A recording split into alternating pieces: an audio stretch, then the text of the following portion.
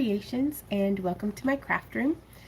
Today I am going to be adding the final touches on the painting of this dragon eye plaque sculpture that will be part of our Friday, whatever the last Friday of June is. That Friday we're having our Midsummer live auction. So this will be going up looking for its new home then. We got to paint it some more, and then I need to add some flocking moss, but that probably won't be in today's live stream. But before we try that out, or I say try, but before we do that, I'm going to be picking some orders because we had a shop update. We've added some new groovy labradorite cabochons into the shop, as well as a whole bunch of the fused glass from our homemade glass from our kiln.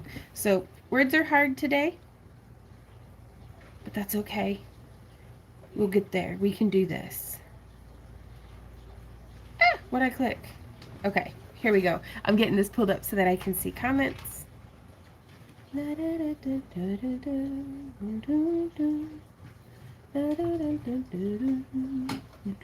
I'm having some confused Oonka Boonka moments. Give me a sec. Aw, hey, Amer. Hey, Itzy, how are you doing today? Mary says, look at that pretty top you have on. Oh, thank you. I did the tie-dyeing myself. Well, actually, it was probably mostly Randy. But did we make a sale? Mm-hmm. Woo! We made a sale! Oh, hey, Randy. Mm-hmm. Is it showing up as Craft Business Q&A on yours as well? Because I thought I changed the name. Craft Business Q&A, Craft Along live stream.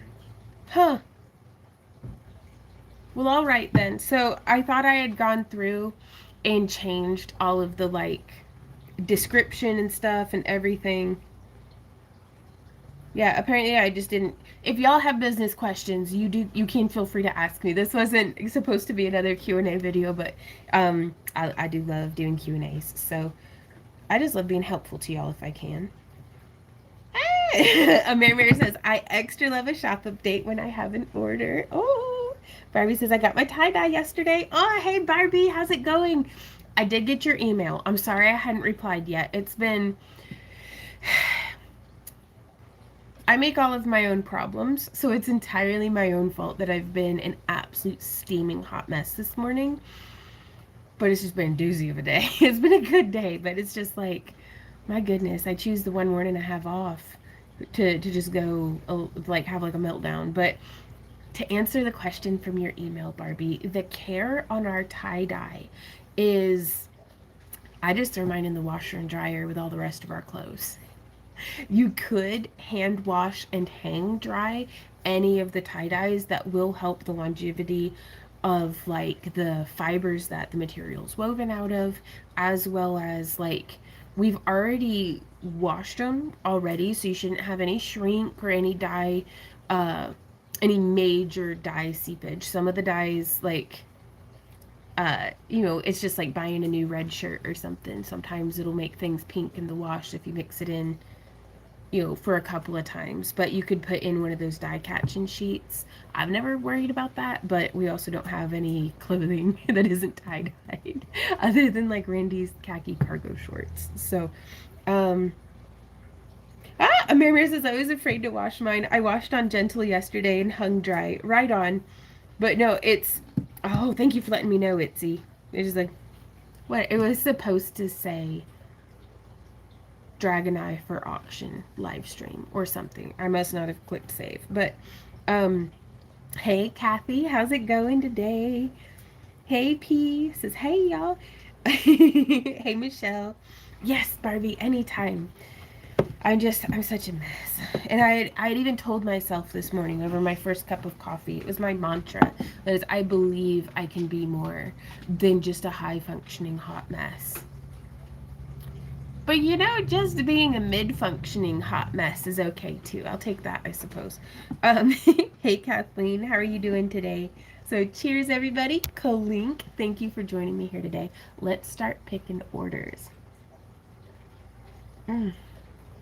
Okay, I do love coffee. All right.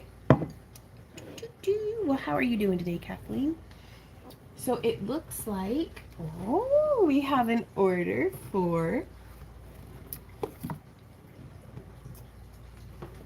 this is one of the cabochons. This one here, D37, is one of the lemon drop style cabochons from this month's kit. So, yeah? Are you here for a second? Yeah, I'll be right back. Is it here? It'll be the little pencil. Also, it's That is correct. just a pencil. Yeah. I can't remember what I had typed. Is it okay if I promote the auction? Do you think? Just wanted to get it all. I'll say that.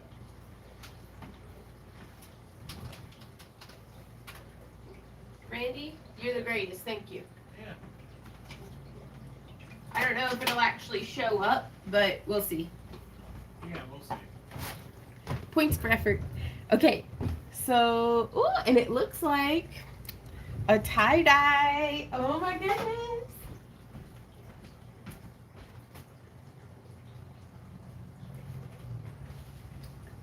So I'm going to end up taking this one right back over to hang back up, but this is the tie-dye for in this order that's going off to its new home. And this is one of my favorite styles, you guys, because check it. The seam on the side here for this poncho, instead of it making like you're wearing a big bag, it's actually a little fitted on the sides. So these kind of just flutter and move so prettily whenever you're wearing them. But it's an absolutely fantastic, super lightweight rayon. I just love those colors, and it was so fun to do the tying and dyeing on it as well.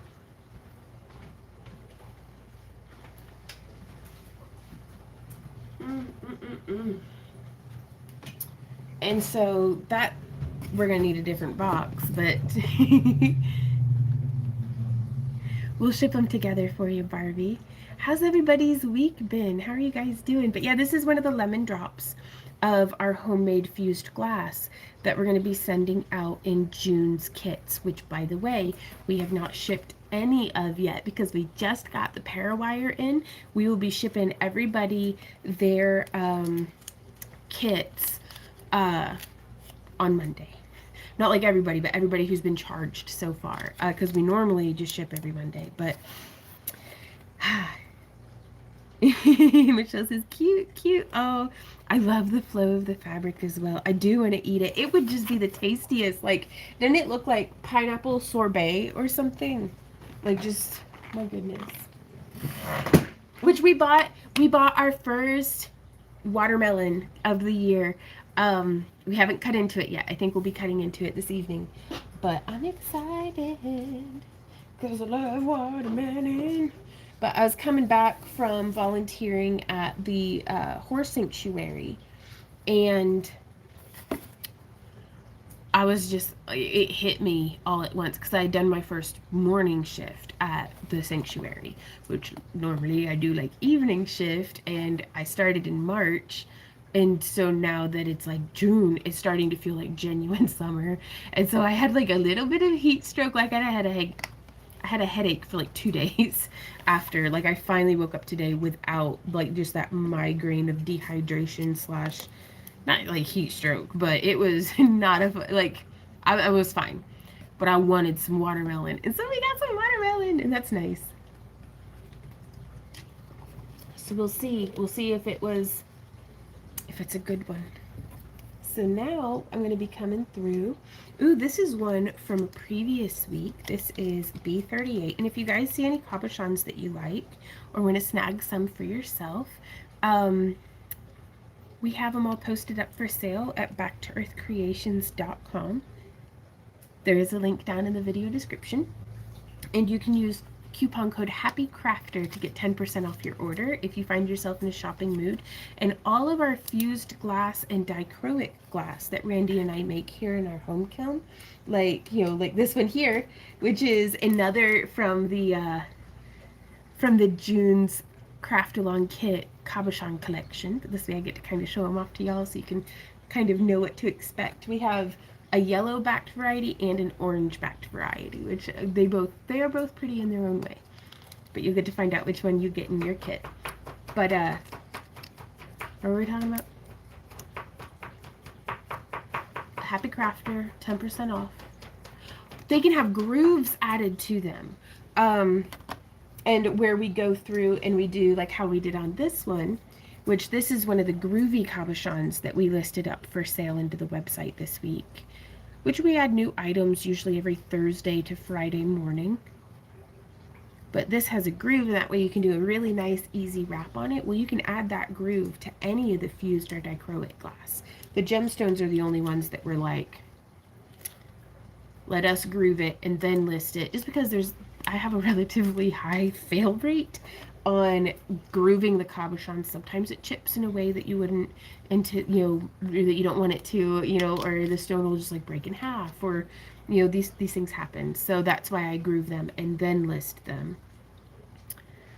And then so here's another one going off to its new home. This was like a topaz blue with coarse grapefruit, which I really like that. Bye-bye to that one. And also, y'all, check this out. Ember is keeping me company today. Isn't she just a good kitty? So, yeah. I'm going to show all your cabochons to Ember. Because she's the one. Ember, my lady. You're not paying attention. Randy. No, Ember. Is that all lowercase? Oh, well, hey, Jean, how's it going? Is what all? Oh, magnesium glycinate helps with migraines. Right on. Well, thank you, Deborah. I don't normally get migraines. Oh, the coupon code. Yeah, it's all lowercase. There's no spaces. It's just Happy Crafter. Well, since Ember's not going to look at it, I'll show you guys. This pretty cabochon. That I promise is pretty. There we go. It's just hard to get the light on it. Ember seems to be feeling much better. She is like molting hardcore though. Could just be there's proper summer temperatures outside and all of our window units are working overtime. Well, hey P-yours, how's it going? Oh, well, thank you, Jeannie. Wrong name, gotcha. Okay. So here's another one going off to its new home. Oh, there it was. That's a pretty flashy labradorite right there. That is cool.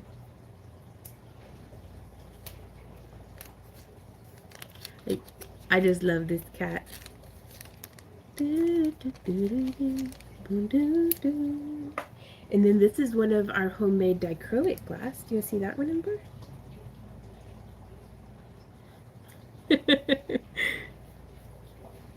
We started our business on this desk, and Ember would come and just lay in the middle of all my work. It's been 19 years and not a whole lot has changed. But this is one of our homemade dichroic glass cabochons going off to its new home. It's just as blurry in person. It's like the blurriness, 100% blurry, guarantee.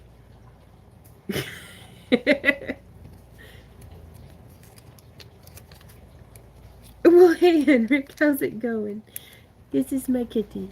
Behold.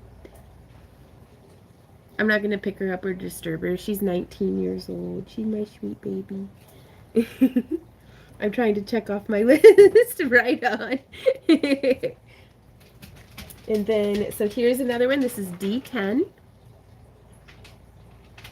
Oh, that's so pretty. I just love it. Oh, I just love it. So flashy. And these, again, they have that groove added. This one's going off to its new home. And again, for anybody who might have just come in, we just had a shop update. We do weekly shop updates, and this one had some beautiful grooved labradorites, as well as fused glass cabochons and tie-dyes. We just added a whole bunch of our light rayon kimono style, no, not kimono, poncho style tops that we hand tie and ice dye.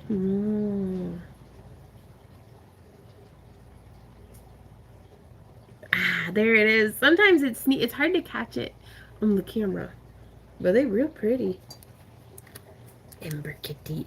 Kathy says, you are pulling my order. Oh, what, really? Well, that's awesome. You got some good cabochons this week. Hey Tina, how's it going? A boar hairbrush is good for shedding. Used one of my cats and dogs. Right on. I'm gonna be honest. I was gonna take her out onto the porch where there's this sunny spot that she likes, and then we've got a tool called like a fur buster. That just it. She loves it, and she likes to lay in the sun. And then I just brush her, and when she's good and brushed and warm, we just flip her. And so, but she loves getting fur busted. So I think we're gonna have to go busting. But we're going to be live streaming here today until 6 o'clock. This is dangerous. I don't know how much work I'm going to get done, but I mean, how awesome is it that this is what Randy and I do for a full-time job, like since 2008. And so if it gets to be part of my job to sit here and pet my kitty and drink some old coffee and to look at shiny rocks. Ooh, I just stuck my finger right in your ear. I'm sorry. Oh, she likes that. She's purring, y'all. But cheers. That life is good. Ooh, and I saw a bug outside. I love sitting here by the window. So, okay, I'll get back to it. Also, all the cat fur is free. If you get any cat fur in your order, that's just us sending some love to you. I love my kitty glove. End up with half a mitten of fur. Oh, Kathy says, I've got coffee. Nice. We've got, ooh, here's another one. And these marquee cut, you guys, I think are so pretty for earrings, for circlets, and for like finger rings. So it's just, they work out really, really well. And that's how thick it is. That was D2.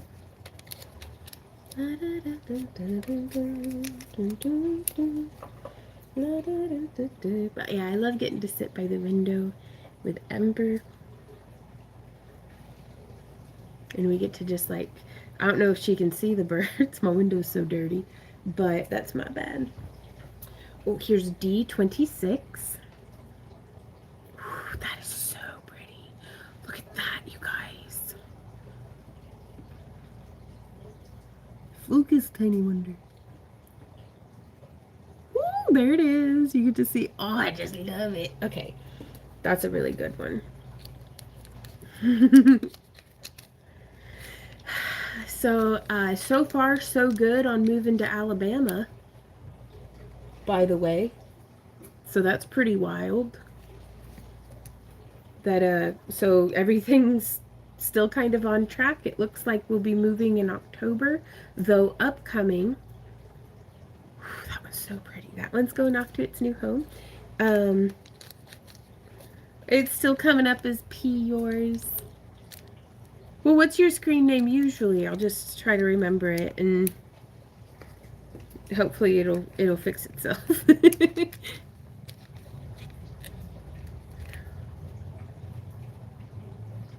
Oh, Barbie says, are you calling out numbers? I can start being more diligent about calling out numbers. So this one's W52. Look at that. We made that. Oh, I do love dichroic glass. Do y'all have a favorite style of dichroic glass? But upcoming, Randy and I are going to be going and visiting the new house and getting measurements of all the rooms. And I think that's whenever we're going to be scheduling a professional inspection. We're buying, Jean. We're going into a land contract with one of my longtime friends. She's the lady who gave me away at my wedding. Like, she's been in my life since I was 18. So like I trust her, and we're doing all the legal, crossing all the T's, dotting all the I's sort of thing.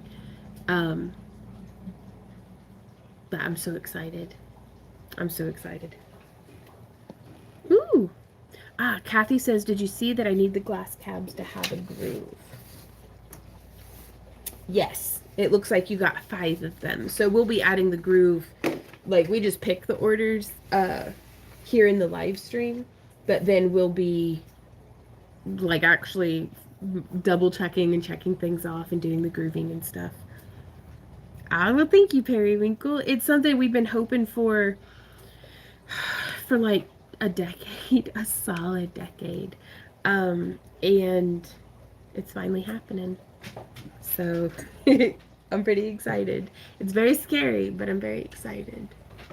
Okay, so we're gonna flip this camera around and we're gonna get to painting a dragon eye just to get a layer of paint on, and then we will be picking more orders because it looks like we have a couple more orders, you guys.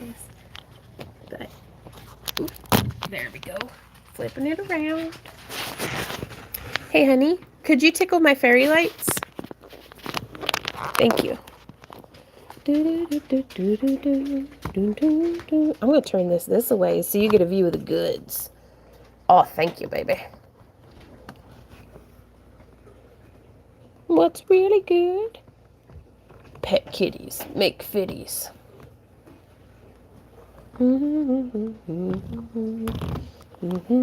And this right here is probably my...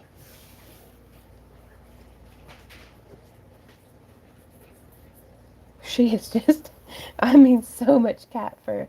And we vacuum her little poomph cushions every time we vacuum the floor. She's just in mega molt mode. Yes. Well, it's working out to where the house that we currently live in is so much for the utilities because we have no insulation in our walls, and for the house insurance because all of our electrical is like knob and tube wiring, except for like some that was added in the 70s. But so we can't put insulation in because that's dangerous with the wiring.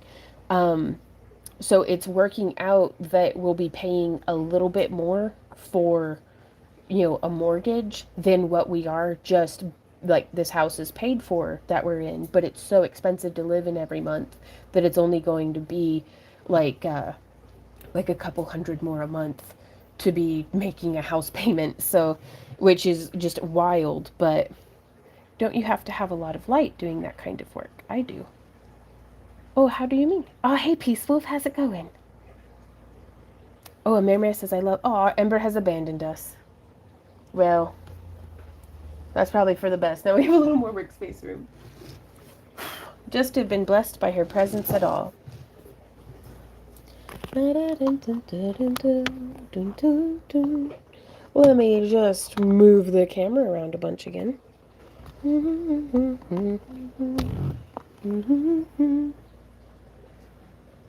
Yeah, that's pretty standard for us here too, Winkle. Periwinkle. Are you going to sell the house you live in? Yes. Hopefully for as much as possible.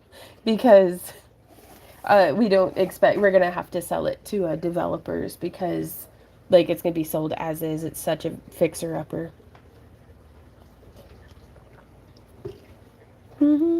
So I'm coming through. This is one of the dragon eyes that's going to be in our Midsummer auction, which is the last Friday of this month. I think it's the 29th, but I'm not certain. It's the last Friday of the month. Be sure to sign up for our free newsletter at backtoearthcreations.com, and that way you'll get this notification via email whenever... Ooh, did we really? We made another order, you guys! Oh, that's a tie-dye! Doing all right. We got a lot of rain today. Oh, really? Oh, Barbie, we must not have picked your order yet. Could be a cosplay shield. Oh my god, yeah. Okay, I'll see you tomorrow morning and let you have a good day today. Then be safe. Hey, Jasmine. I think we might have gotten somebody else's message just now. Ooh, P.U.R. says teardrop. Right on. Bobby, gotcha. Okay. Bobby says teardrop. I love all the decor, says Mirror. I would have ordered a bunch if I was wrapping more. Later, me will need to order more. Gotcha. I'm right there with you. I haven't done very much wire wrapping like at all lately. Oh, thank you so much, Tina. Says that is beautiful. Oh. Hubby wouldn't let me order more tie-dye, so I loaded up on cabs. Oh. Y'all, this is the tie-dye. It's one of our summer festival dresses. You get to get an up-close look at the color blends on this one. This one's going off to its new home. And if you want to see some of these like being spun in and stuff, this was the photo shoot that we did last Friday. If you want to see him spun in, go to another video. Yeah. Well, oh gosh, just look. I mean, that's beautiful. Cat hair's always free. But just, I love these colors. And that's our Lagoon blend. Can I hand this to you, honey? Are you okay? That dragon will jump out and get you. Hey! No. Oh, also, y'all, this is June's craft along kit project. So it's going to be how to make a little pendant using a 12mm bead. You could do 2 of them as earrings. But we're going to be doing that in a tutorial and stuff. Well, hey, Jolly Rancher, how's it going? Oh, Jean, that's such a great compliment. Says, wow, that looks like a real dragonite. Well, thank you. This one was painted with we used acrylic markers, and we used a projection lens from one of the projection TVs. So it's not a cabochon, it's flat on the back. It's very slightly domed. And that's why it gets that really cool, like, light effect. Well, hey, Ember Kitty. And can I show you, like, my favorite thing? Hey, beautiful girl. Yeah, aquaholic. You've got some water hanging off your chin. This is my favorite thing about it.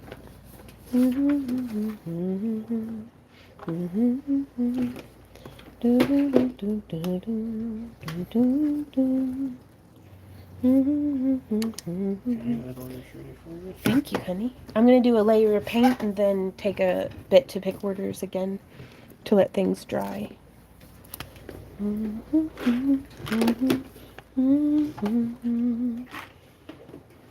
So I'm going to pick a color scheme. She's back from outer space. So I'm using one of the metallic acrylic markers.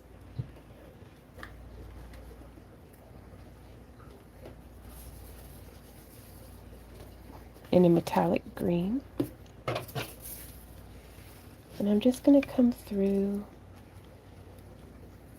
and just touch the tip of the marker to the sculpted polymer clay. And it's very, very subtle, but the effect is there.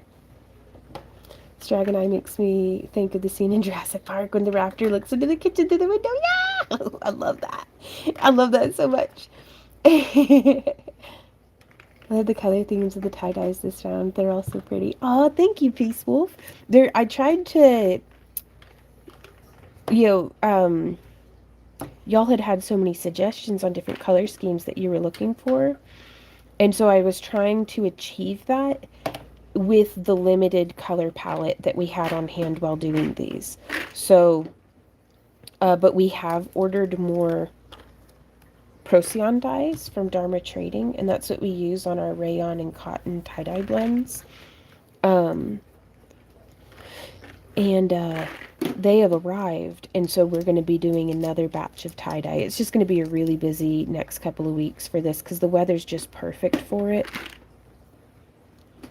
I love these markers, you guys, because this would be, normally my tendency for this would be to dry brush, but then it kind of gets the same, metallic color, like, on everything.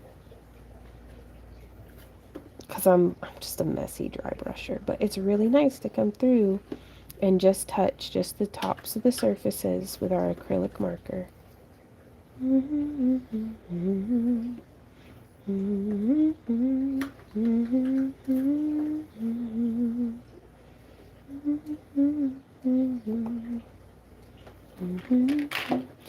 also, another really big thing for me on this piece has been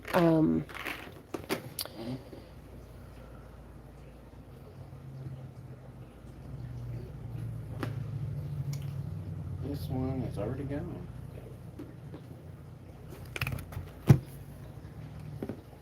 Wait, did I do this wrong? No, that's right.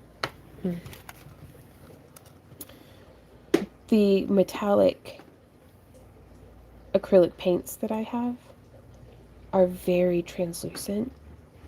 And so I wanted to use these acrylic markers to lay down different undertone greens so that I could then dry brush it with, you'll kind of do almost a more airbrushy effect layer with my dry brushing with the metallics, and that way the underpainting color would shine through. Was my hope. So I also did these out of like Skinner Blend colored polymer clay, but the acrylic paint that I used, I thought doing a varnish on top of it first would help repel, but it did not to the extent that I'd hoped it would. So that really darkened it down. Like, you probably might have been able to remember how bright all of this was. That's why we double checked. Yeah. Gotcha. You put it in the wrong order. Do what? You put it in the wrong order. Put what?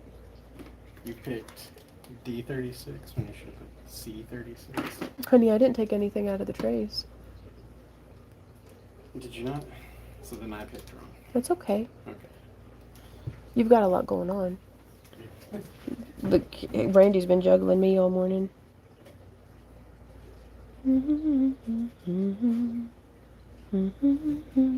But yeah, since it darkened it down so much, I'm going to come through. It was super bright. I can show you guys. These were made with the same cane blend. But by doing a really heavy acrylic, like this was not even a wash. I just painted the whole thing black and then wiped off, like I did in antiquing. But it was this bright. But now they don't look like the exact same anymore, and I guess that's good.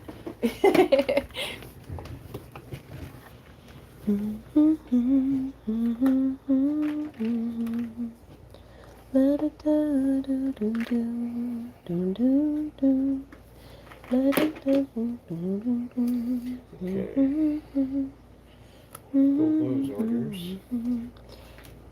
But since it darkened down so much, I'm going to add like some flocking moss to it and stuff as well. What are you saying, honey? I'm saying pull those orders, and then I'll come and pull more for you. Oh, okay. Oh my gosh, what an abundant day. You know? I feel so lucky. Thank you guys. Thank you to everybody who placed an order with the shop today. Like, that's amazing. Because we've been so afraid with this upcoming move, and y'all make us feel like it's going to be okay. Like, it feels surreal. Like, is this even happening?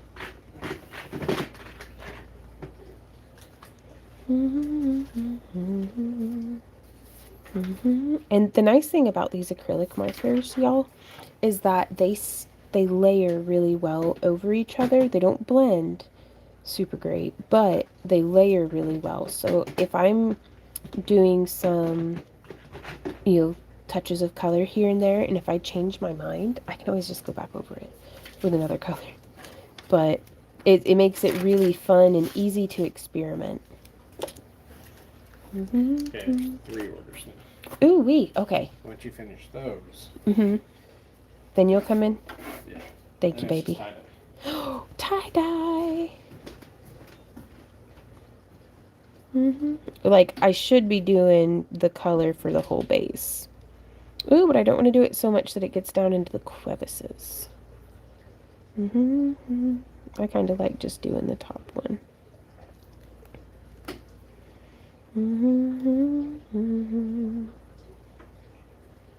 But yeah, I'm just going to come through like this. Oh, Kathy says I like it better toned down. Right on. Well, that's perfect, because now we have one each way for the auction.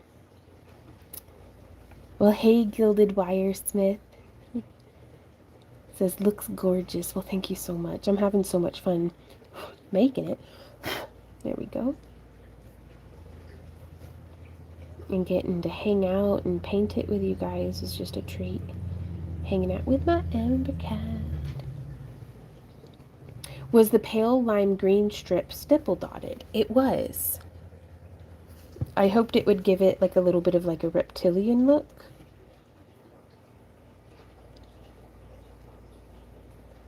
And it's amazing what we can accomplish with texture just through how we paint it as well.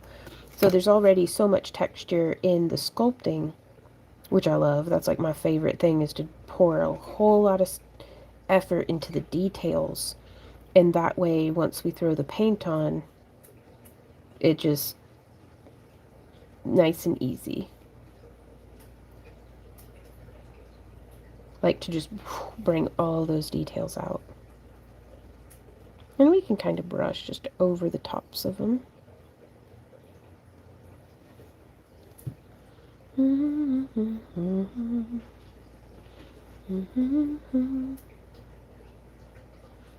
Oops. But yeah, I love using the acrylic markers because I'm not having to re-dip my brush into any paint. So I don't have to have like the brush washer outer set up. I can have a cat here instead. I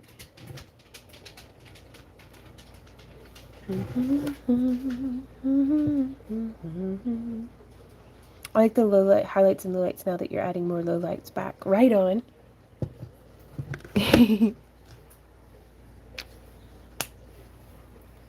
Yeah, I came in strong with that neon like fluorescent green, like boom right out the gate. So it's kind of nice to, but I kind of like alternating between a darker tone and a brighter tone to kind of see, okay, what do I want brightened up and what do I want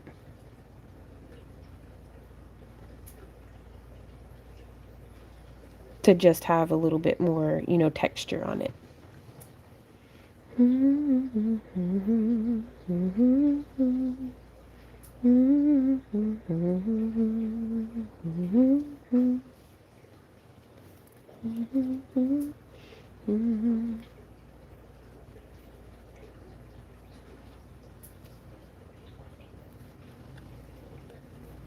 So I can also use my thumb to kind of blot if it's coming on really strong or if it's very uneven. We just have to be quick about it but so that it just kind of blots it off just a smidge.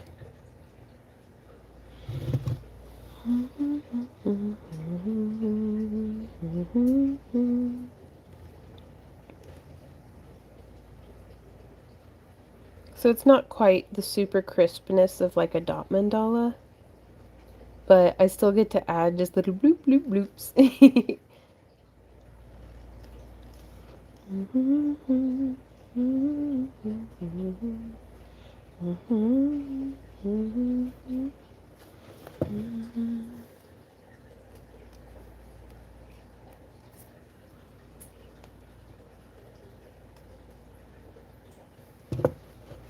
Well, hey, Giovanna, how's it going? Oh, Tracy, you're so kind.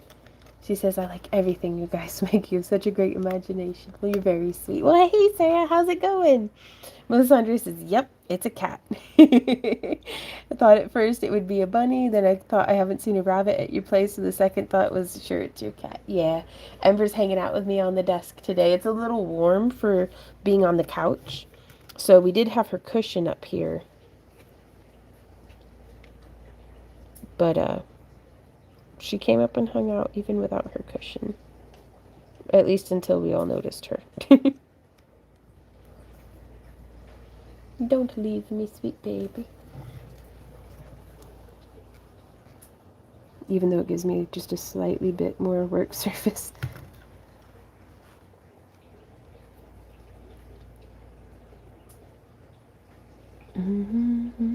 I can hear Randy kind of gently clicking away in the other room. He's been very busy. We got some more rings in from Chainmail Joe. And this is Ember Cat here with me.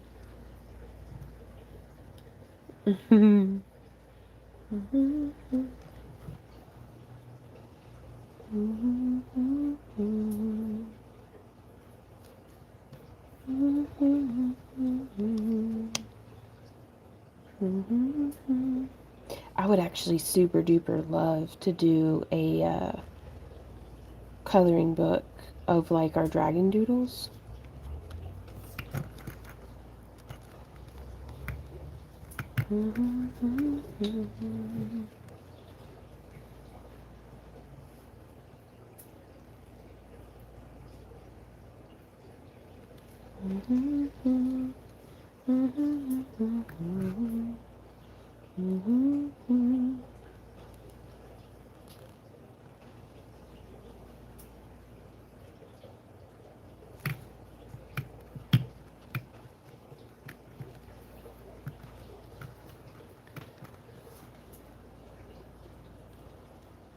Maybe this will be that will be an Alabama project.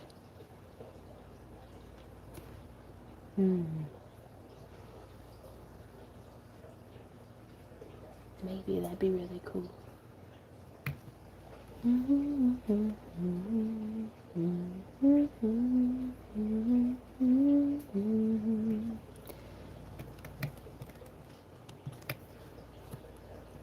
There we go. The clay has been baked already, yeah. Oh yeah, the coloring book. That would be so cool.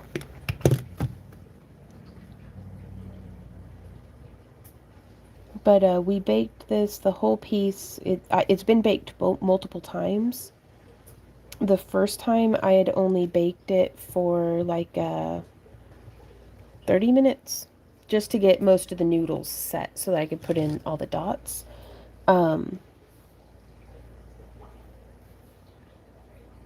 But then the last baking, we did a full 45 minutes.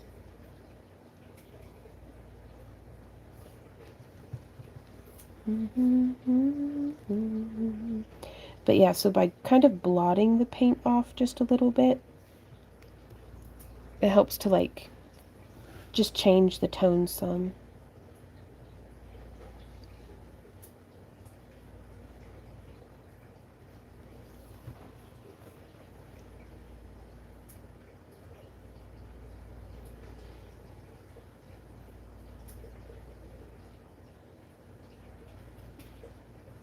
I need to remind myself to just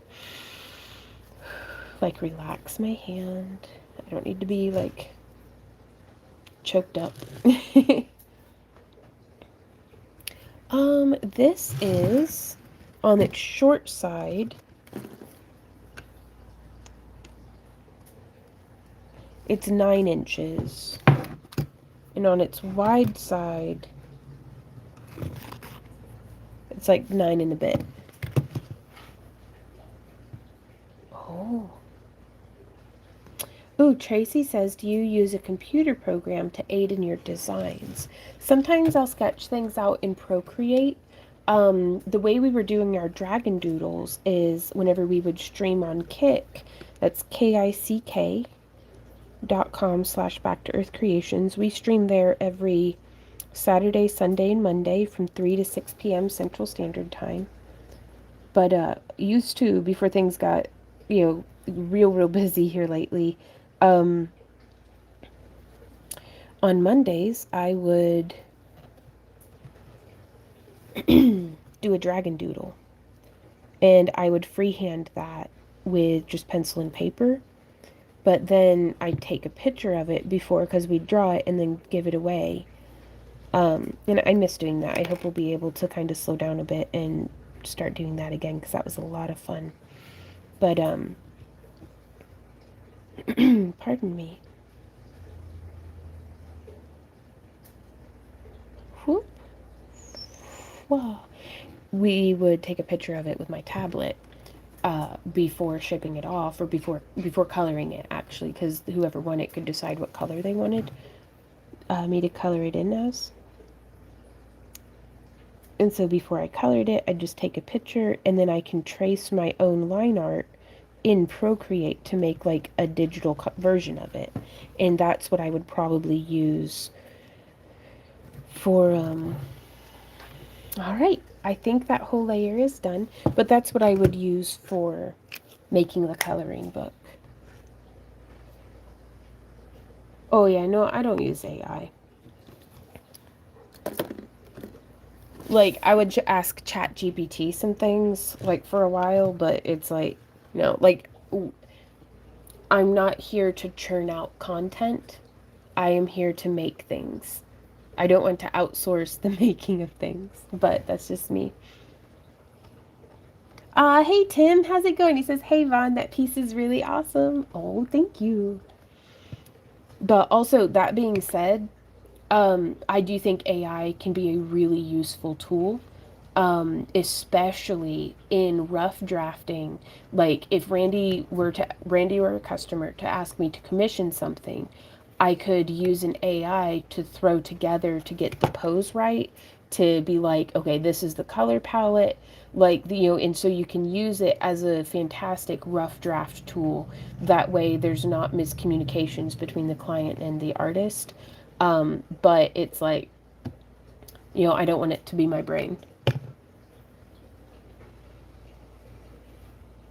Melisandre says, Vaughn, do you send a physical drawing or via email? Um, we were sending them like the physical drawing, like the winner of the giveaway got the original.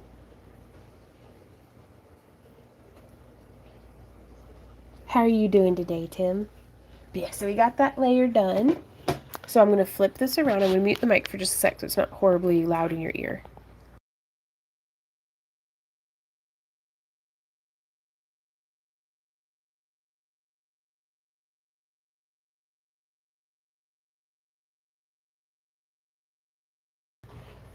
There we go. We got it flipped around. But though sending it out via email, that'd have been really cool. That's a good idea. But, getting the original is fun. And that's when we do our giveaways internationally over on Kick, because it's a giveaway, so you didn't pay anything, so I can send it as a gift and just see how I still don't know if our most recent international winner received their package or not. Oh, Giovanna, you're such a sweetie. So, but again, it's been months and months at this point since I've done a dragon doodle. But you never know. We'll see what the future holds. So we have a few orders. Now both of these I'm gonna need to groove, but these are two of the new cabochons that are going off to their new home. And so let me ask you guys, because I had asked earlier what your favorite styles of dichroic glass were. And here we have two examples. So here's the dichroic glass that we made in a frit mold, is what it's called. And we used a flake style dichro, which I think makes it look like little flakes of like opal. And then this was made with sheet glass, dichroic sheet glass. And I don't know which one I like better. I love them both because they're apples and oranges. But oh wow, Giovanna. That's awesome.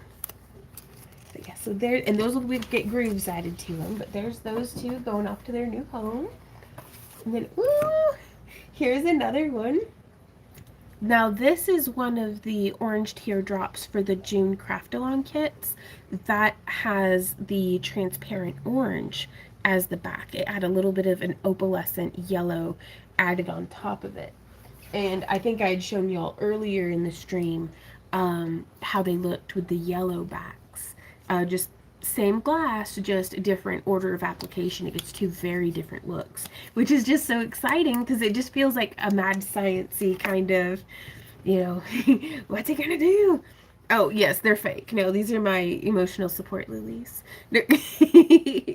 Oh, well, thank you so much, the color pink. There's like It's not even my real hair. There's like a fake sponge thing here in the middle because I've got like 3 hairs on my whole head. I'm hiding my Vegeta hair. I need to be better about taking compliments. Thank you. I tried real hard, so thank you.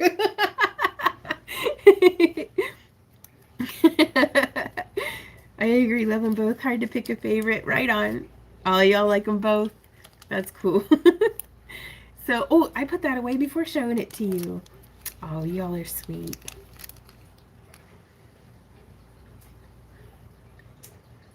This is another. I'm glad it didn't fall in my coffee. Super durable. Hey, tigers. Oh my gosh, how are you doing? So I don't know if you can see that wonderful slight purple shift. It's in there. It's really cool. I really liked these ones. They look like, what's it, organite? Or like almost like a moss agate, but if it's like a fairy moss. Super durable. Hey, Pinky. And be able to wear the flowers as I have a crew cut. Right on. Well, I'm working on. We'll get it put together, but I want to make circlets because I don't want to have to do my hair every time I want to put my flowers in. I want kind of like a crown that would look super cute with like a pixie cut or no hair at all or just however, so I kind of want to do like a headband circlet thing, but I want to wear like ferns in my hair. So, anyways. How much cost does it ship? How much does it cost to ship to the UK? So far, it's averaged about $30 for us to ship to the UK. More than that. Randy says more than that. I think the lowest must have been $30 for shipping like a package. And that's why I really liked doing the dragon doodles is because it was just a stamp. Like, Amber, what are you doing? What are you doing? What? Oh, the manager's inspecting the whole. There really is a cat hair, I promise. I'm not just. She's blessing. The manager is blessing the boxes. Got you, Giovanna. Come on, Amber Kitty. Come on through. You can do it. I won't even tickle your tummy. That's my coffee. Back up. I love you, but that's mine. Yep. All right, we're picking orders. Oh my goodness. I can't believe how many orders we've had, you guys. Thank you all so much. And if there's anything left up in the shop update, if anybody finds themselves in a shopping mood, you can feel free to use coupon code HAPPYCRAFTER to get 10% off your order of our hand-tied and dyed tie-dyes, our homemade cabochons. Then also, I'm going to pull this over here like so.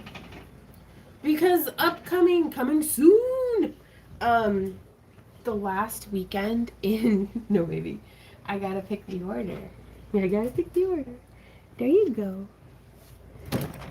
My knee. Oh, I'm in pain. It's okay. Ow, I just bashed my knee on it. Okay, anyways, I'm a professional. What were we saying?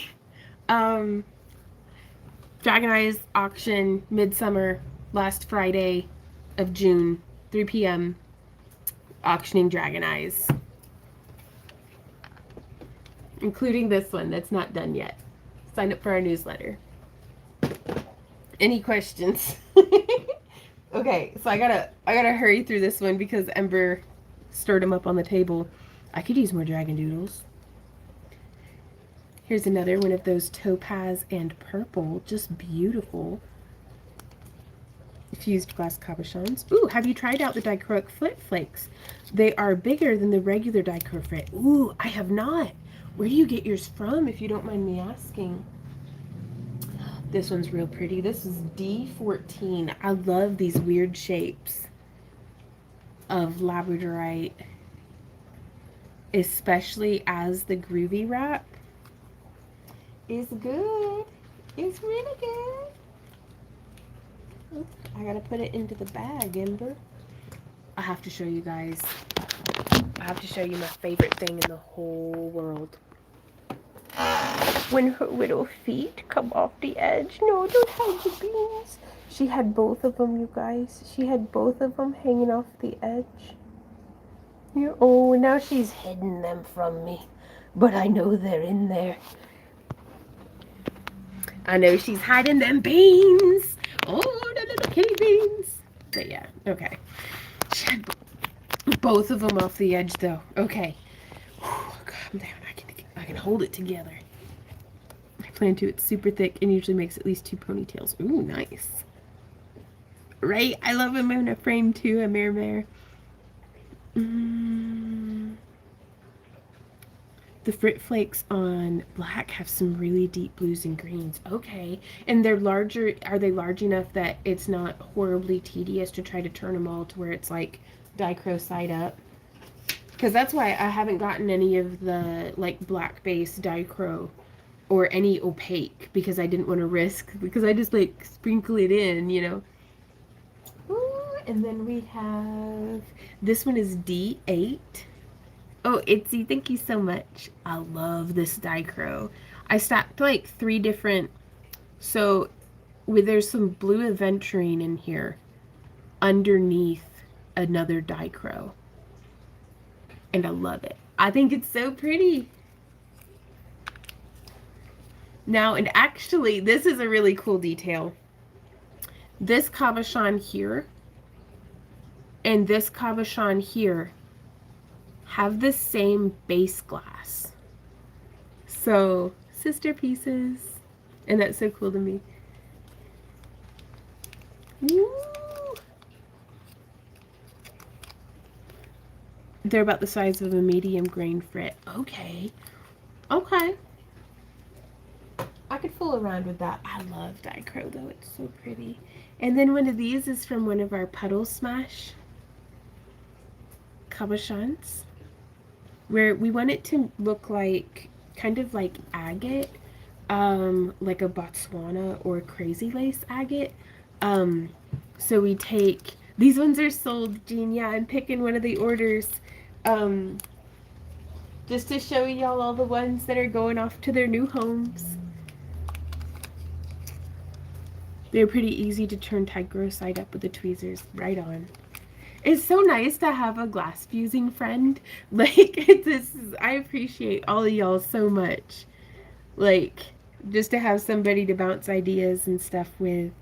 And the wonderful thing is Randy and I do so many crafts that, you know, there's not a crafter out there that I don't feel like I've got something in common with. Have you ever fired iridescent glass? Because I have a whole sheet of it and I'm afraid to cook it because I don't want to cook the iridescence off or like mess it up.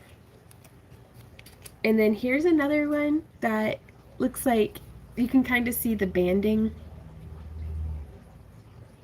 That one has a much bolder banding because we had put like a whole sheet of just like aquamarine toned or like teal toned glass in between the layers. And now this one's another one of the lemon drop cabochons that we're sending out in our June craft along kits, which let me show you what the project is for this month. And the project is, seeing as how it's June, is making one of these little wire wrapped 12mm bead, either pendant or earring. I'm hoping to send out enough beads that you could make an ear or a pair of earrings, or even earrings and a pendant out of the beads. But then you'll also be getting all of your different cabochons and stuff as well.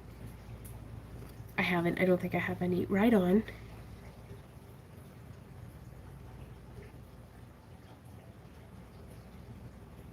I think I avoided it since I was starting out and heard it was really hard to fire it correctly. Gotcha. D14 or D15? Oh, I don't know. I'd said D9 and then this one is D12. Look at that little cabochon with the banding. It's so blurry. Come on, camera. We can do it. I just love that.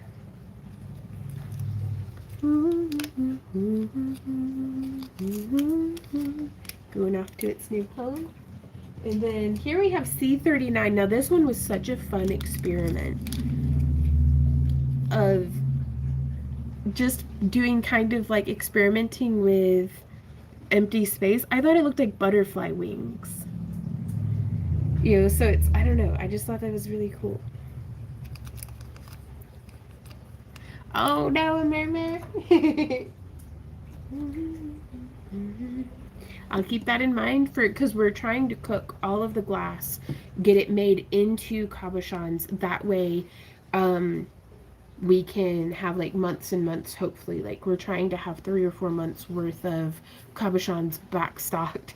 And so instead of taking the uncooked glass with us that can break and get really messy, we'll bring the cabochons with us, which are super durable. Thank you for blessing me with your presence, sweet kitty.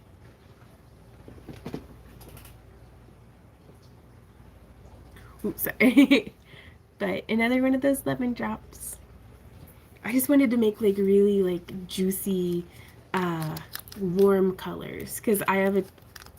If you get our craft along kits, you've probably noticed that I really love blues and greens and purples. Like those are, if given just like free choice, I would cook that glass every month. So it's really nice to break out of my usual zone and make some fiery oranges and really warm yellows and different things.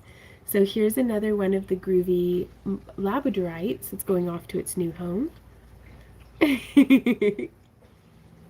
And that has that groove added right there along the edge. These are fantastic for wire wrapping.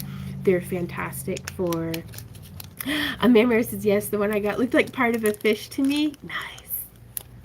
Amber, what you doing, girl? You okay? The table wobbles a little and her balance isn't what it used to be, but that's okay. Yeah. Oh, what a sweet kitty.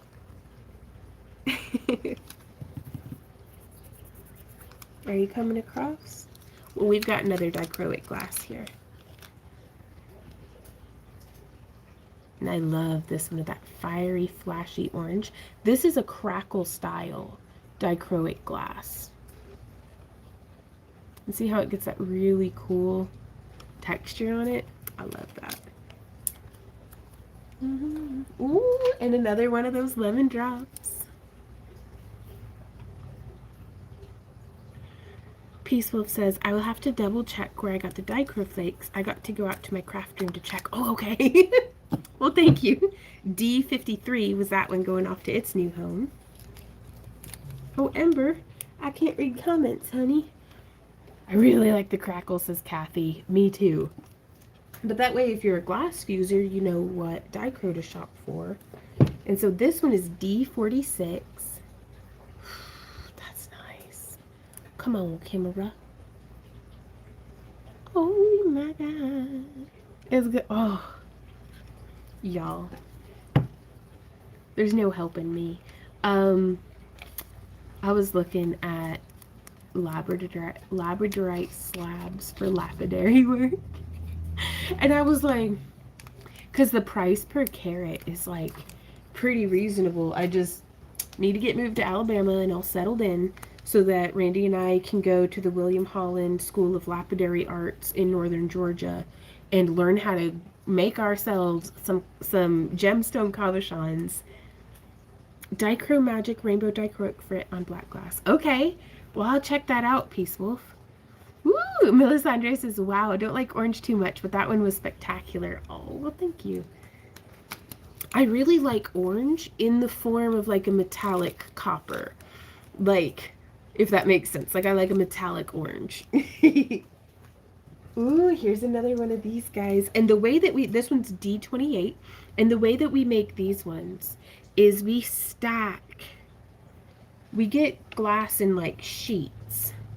Like it's usually like a 12-inch by 12-inch sheet of glass that sometimes it'll have swirls in it, but I really like to get the wispies because if you look at and they're 3 millimeters thick. So whenever you look at the edge, you can see some super fine banding. And I'll take that and I'll cut them up into little squares, about 3 by 3, maybe 4 by 4. And I'll do a layer of that glass and then some clear frit, usually in like a coarse grain clear frit. The coarser the better, really, because you get a lot of air bubbles, but if you can get the other layers of glass to like settle down and slump over it, that's where we start to get some of those variations and distortions.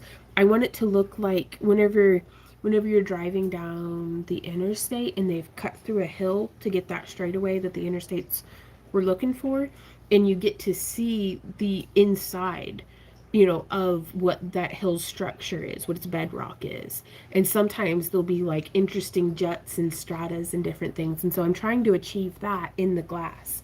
And so we stack them. We've got some videos of this up here on the YouTube channel if you want to see the process. I think it's fascinating, but,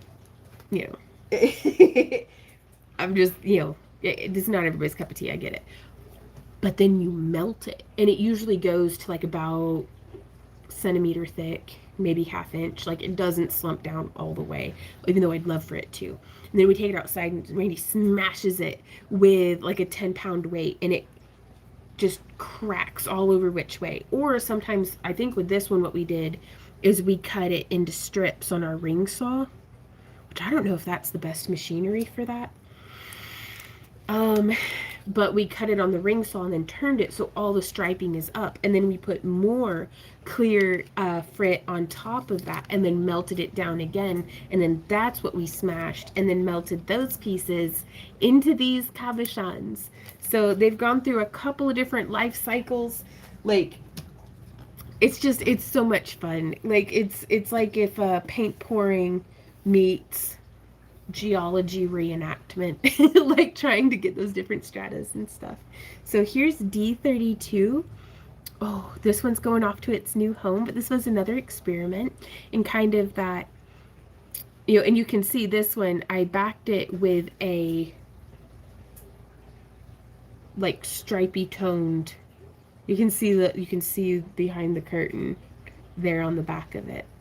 But here on the front, that's some dichroic glass that got sunk down into it. I just love the intensity of those purples and oof.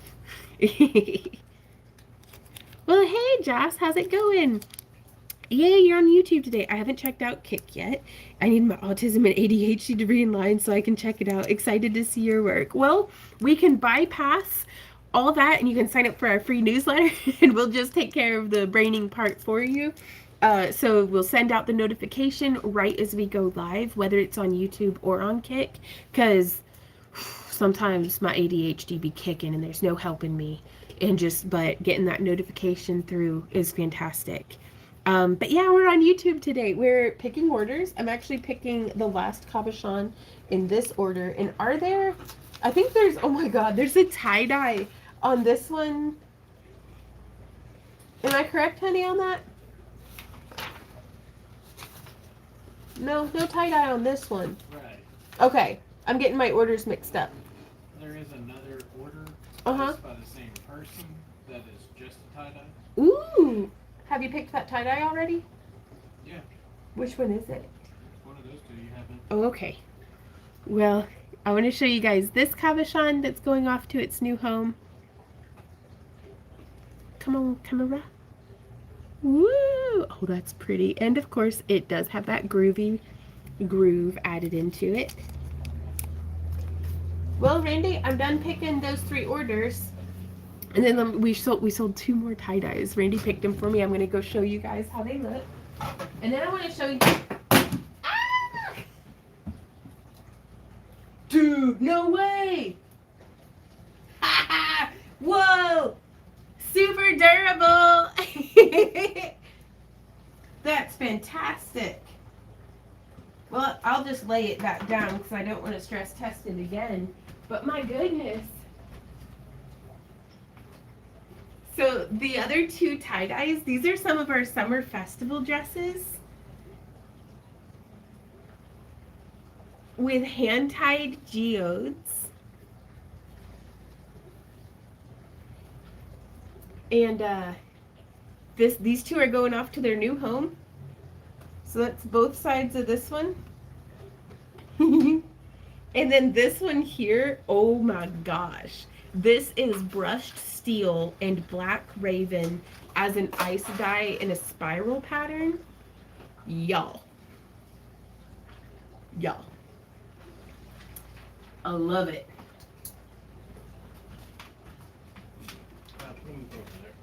Over there? Oh, I see. Okay.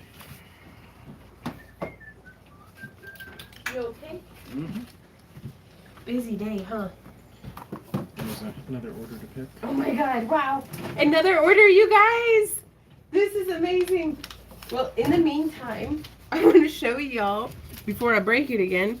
It didn't break though, but I did knock it off the table. This is one of the Dragon Eyes that's going to be up for auction the last weekend in June. Here on YouTube, we'll be doing an auction live stream. It's our Midsummer live auction. And I just freaking love it. And the easel, or you can hang it however you like. And you can always take the back out. And if you prefer it this way, I liked it that way, but that's just me. So that one will be, I don't know what the starting bids are yet, but we will be getting them listed up to the website in the coming probably week with what the starting bid will be. And then this one, that I think we're repainting on this one in last week's live stream. I've slept since then, and this one's going to have some mounting hardware so that you can like hang it on a wall. Ooh, I just love the shift and that shininess. You move that dragon eye for me? Yeah, baby. And then we have this one. Aw, thank you guys.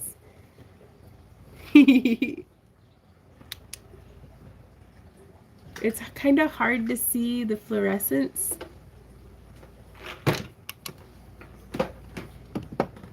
But this one has a magnet on the back. Another one of our Dragon Eyes that'll be up for auction. And we also have a tutorial coming out showing how we did this one.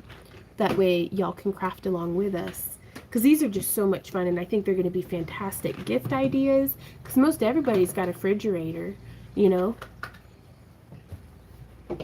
Or something metal they can slap it to. Hopefully. I hope you have a refrigerator. They're handy AF. Then there's this one, also magnet backed.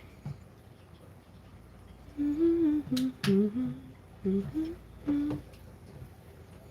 and let me show you on this one.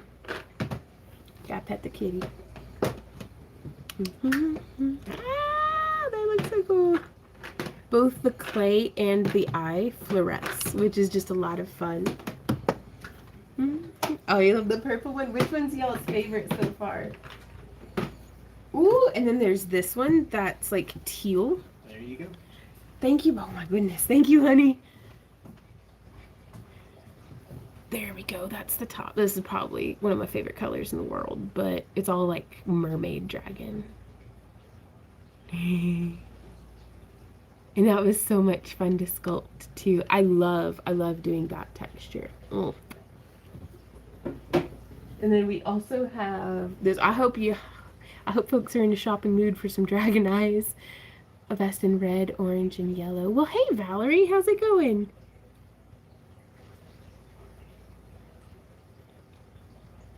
We'll keep that in mind. We've already dyed all of the vests that we had blanks for, but we'll keep that in mind. I loved this one as well. And these are sculpted from polymer clay. We use a combination of Sculpey Primo, Sculpey Souffle, and Cos Clay. Giovanna says, you are a busy bee. We've been burning the candles at both ends. We were going to be going to SoonerCon, but we canceled going to that. Today would have been the deadline, and these eyes are all we would have had for the art show. And I've had to slow down my production because of my elbow. And like so many different factors were lining up that Randy and I made the decision. We were like, well, cancel. So we were like out like $80 for the space, but we gave them enough time that I don't think they're going to have an empty space at their show. I think they found another artist or multiple artists to fill that space. But it was my own bad. I should have gotten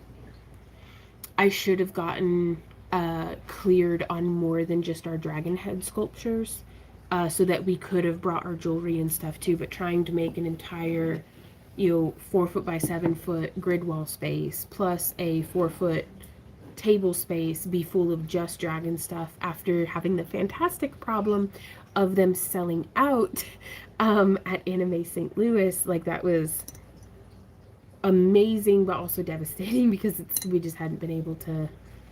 I shouldn't have done 4 in 4 days because I've been having to spend all that time letting my elbow recover. And so I don't know when I will learn to stop burning myself out on projects because the recovery time takes longer. Like I can burn myself out in 4 days. It takes way longer than 4 days to recover. Do y'all remember this one that we were painting on? This is the one that I was like, okay, we gotta paint this one with the acrylic markers because that's what I was using on this one because I was having so much trouble getting my metallics to show up in any kind of meaningful way other than just add like a sheen of iridescence. Like, and so using the acrylic markers first gives it such a nice base layer that I just love it. But yeah, so those are all the ones that we have finished so far. Oh, the purple and gray, right on. Oh, thank you, Valerie. Ooh, well, sure, Peaceful. That'd be great. Just to my email would be fantastic if you could. Or, yeah, just however you want. Okay, so I've got another order to pick, so that's amazing. And then we will get to work on the dragon eye. Which I'm kind of wondering, should I teal it up a little bit? I think I might teal it up a little bit. So here's one. This one is a pink glass cabochon that we made, and you can kind of see the very subtle banding that's in there. I just love those. But that one's going off to its new home. Ooh, and here I'll have some examples of the orange back versus the yellow back on the June's Craft Along project cabochons. But check out that teardrop.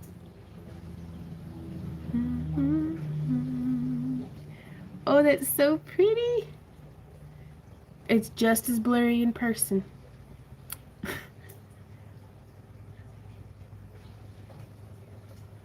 Ooh. It's so pretty, you guys. But that was D54 going off to its new home. Ooh, really? Barbie says the purple and gray is one of Tom's favorites. Right on. And then, so here we have, this one is D59. And the other one is D5. So I'm going to try to keep from getting them mixed up. So this is these are made with the same frit, just applied in different orders. So you can see on the backs here, this one I did the yellow opaque powder or fine. I can't remember if it's fine or powdered. Looks kind of powdery. And then this one I did an orange translucent on the bottom. And then so you can see that very gentle yellow swirling through there.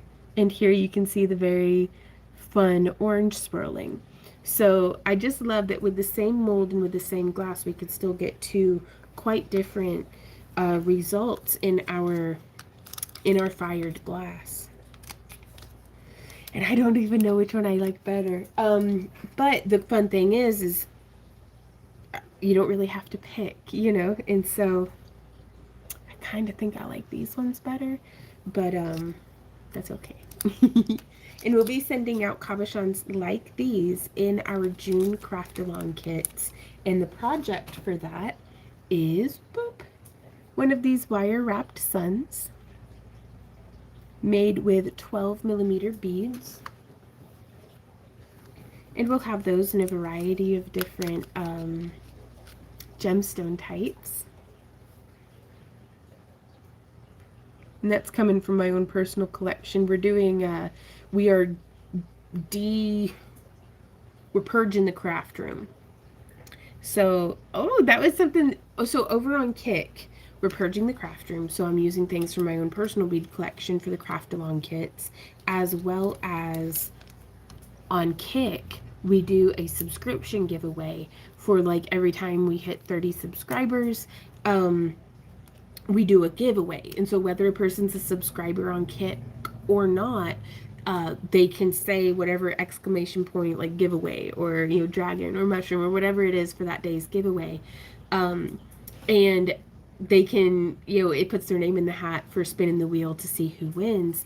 And for June, we're giving away a mega super or super mega craft kit, or craft box. That's just, I mean, you get a bunch of stuff in it. And so different overflow stuff from previous months' craft along projects, different things that were on my workbench but that I meant to get to, but for however long I haven't got to.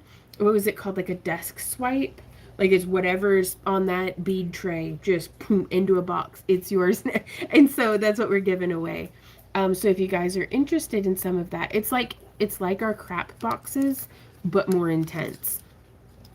De-stashing, yes.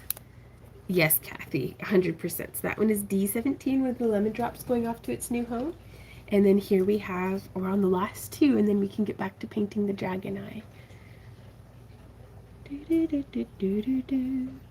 Another beautiful groovy wrapped labradorite. Oh, I'm so glad Tiger. She says, I love the yellow and orange. Me too. I'm digging them. And then Peace Wolf says, love the orange tones, very bright and summer vibes. Yes. Like, I just want it to look like how orange popsicles feel. Like, I love orange popsicles. They're my favorite. And just that bright, just feeling. Love, love, love. Those blue topaz and purple.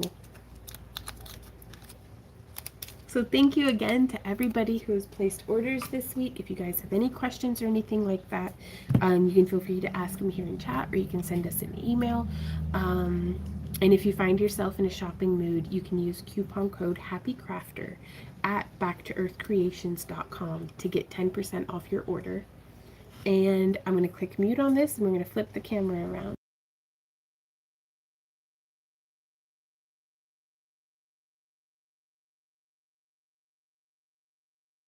There we go. It can be like horribly loud in your ear. Oh, Giovanna. Night, night. Thanks so much for hanging out with us. Heck yeah. Nailed it then, if it reminds you of orange popsicles, too.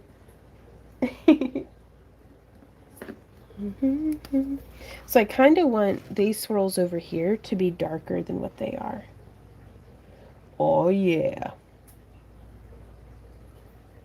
I'm digging that.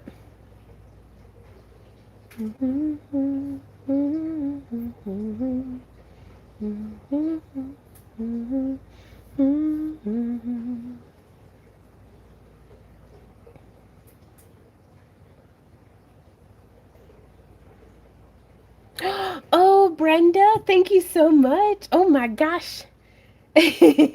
Brenda has just gifted 5 subscriptions. Thank you so much, Brenda. Oh, Kathy says, what size jump rings were in May's craft kit? April, May, June. So that was last month? Last month we sent out polymer clay. If there were rings in it, they would have been 18 gauge, 1/8 inch.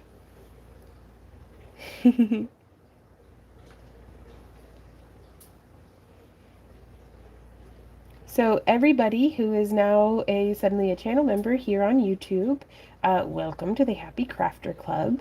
Y'all get an exclusive 20% off coupon, as well as first dibs on our shop updates. So be sure to keep an eye out.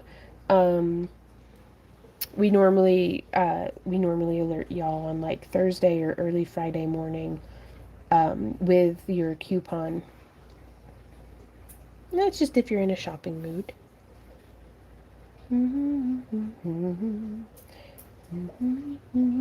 That really does add just a nice big old pop of color.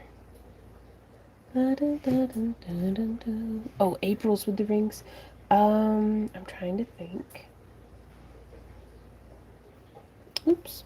That was 18 gauge, 3/16 and 16 gauge, 5/16 inch. rings in April's kit.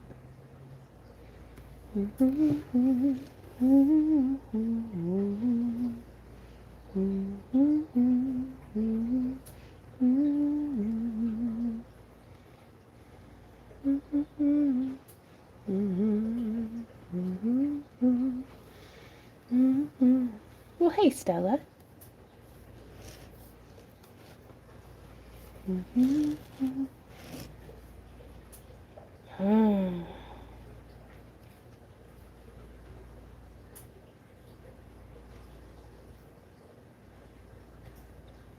So I'm just adding like a little edge to these top petals.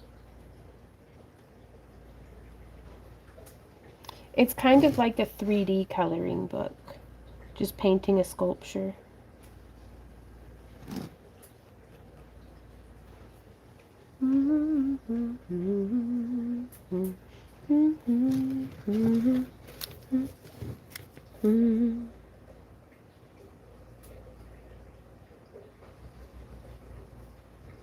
Oops. That okay? It didn't have to be perfect.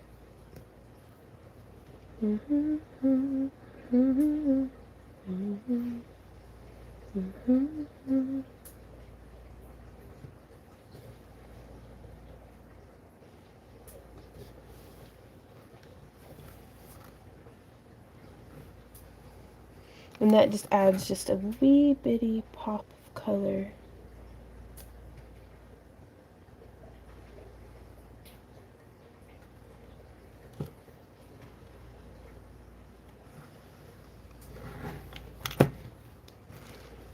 So yeah, really digging those over there like that. So I'm going to come in here. And I do like having done the brighter green underneath this like teal color.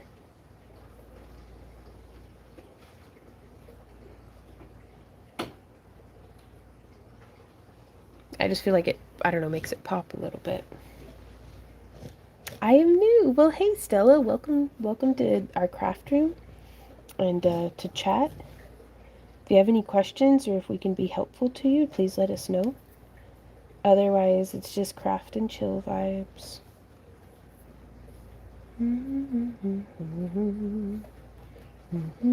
Do you have any crafts that are your favorite? And in fact, this is a fantastic opportunity if anybody wants to share, what their favorite crafts are or anything like that. I love hearing from y'all and things like that. Like, even if you're a longtime viewer, what's your current? Yes, Ember is supervising. This is Ember Cat. She's 19 years old and she's my sweetie. She's a good girl.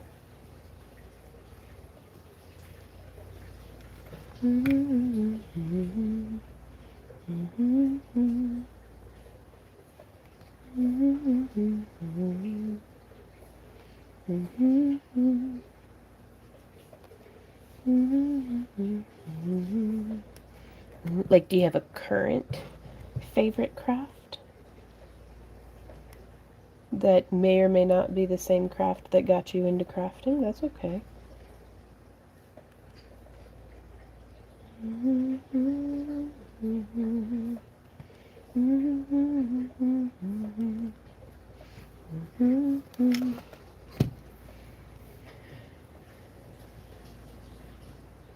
This for if you get one of our subscription kits or if you're a YouTube channel member, you get 20% off, but you can use Happy Crafter to get 10% off. Hey Sheila, how's it going? And if you're in either of those, send us an email and Randy will get you replied with our current code. Well, hey Sarah, how's it going? The Gilded Wiresmiths has recently gotten to embroidery. Right on.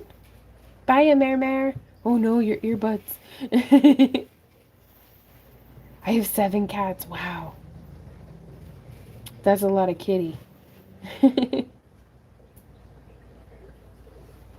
Ember is sleeping. She is resting. She's meditating deeply.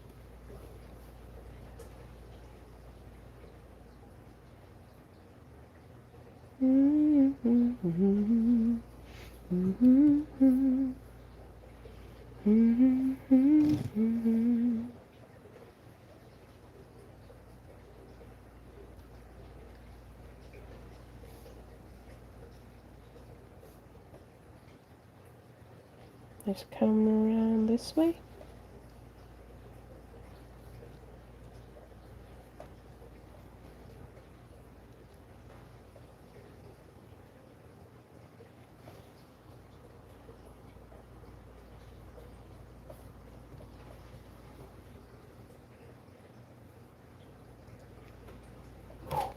We can get some really nice little details here. I'm working on a matching wire weaving jewelry set, including bracelet, pendant, and earrings. Oh, for a friend. Aw. Thank you, Sheila. Ooh, Sarah says I lost my cat last year. Oh, I'm so sorry. I'm looking to get a new one. Right on.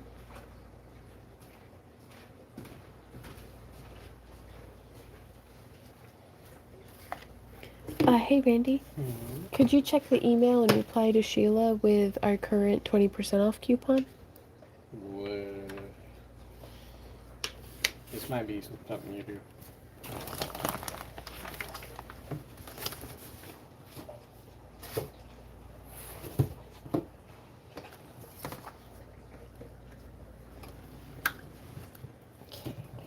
And then, oh. So these little spikes here are cosplay. So they glow in the dark and are also super flexible. Peace Wolf says, I mostly do chainmail and polymer clay. I just started getting into wire wrapping and fusing glass. Right on. Chainmail and polymer clay are fun. I think all of those crafts go really well together. Our email is backtoearthcreations@yahoo.com, Sheila.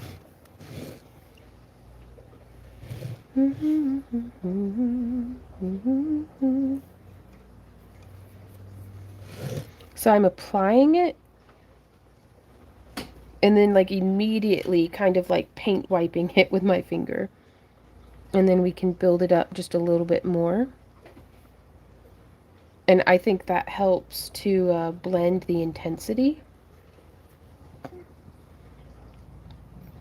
So it's like part finger painting, but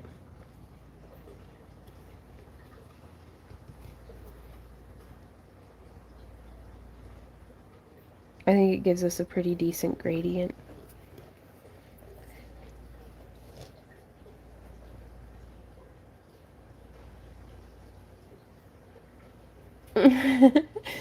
Hey, Brooke, how's it going? Aw, thank you so much. Melisandre says, would love to have a cat like Ember, but with my luck, I'd get a cat, which would send everything from the counter to the bottom. Yeah, that was, yeah, we've been really lucky. We've been really, really lucky to have such a peaceful kitty.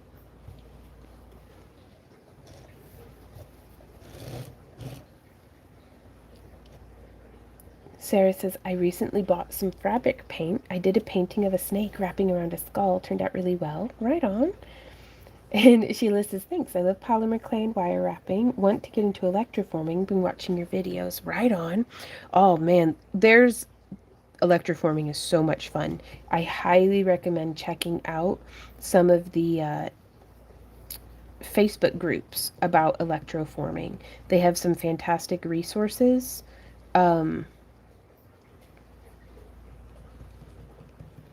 On like getting started with like much better setups than what Randy and I were ever working with. Like, but electroforming's so much fun. Oh, we're doing pretty well, Brooke.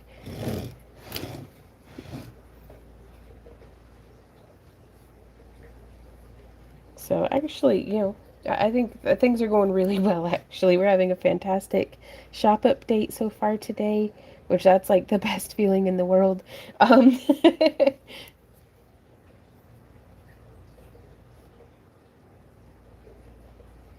I think we're going to cut into our first watermelon of the season today. Her little feet stretching. Oh, you didn't get to see it. She's having her little Her little tootsie stretch. Luckily, my cats only play with supplies while I'm working with them, so they don't knock stuff off while I'm out of the room. Yeah. Ooh, Missouri Fox's resin and chainmail are my groove. Nice.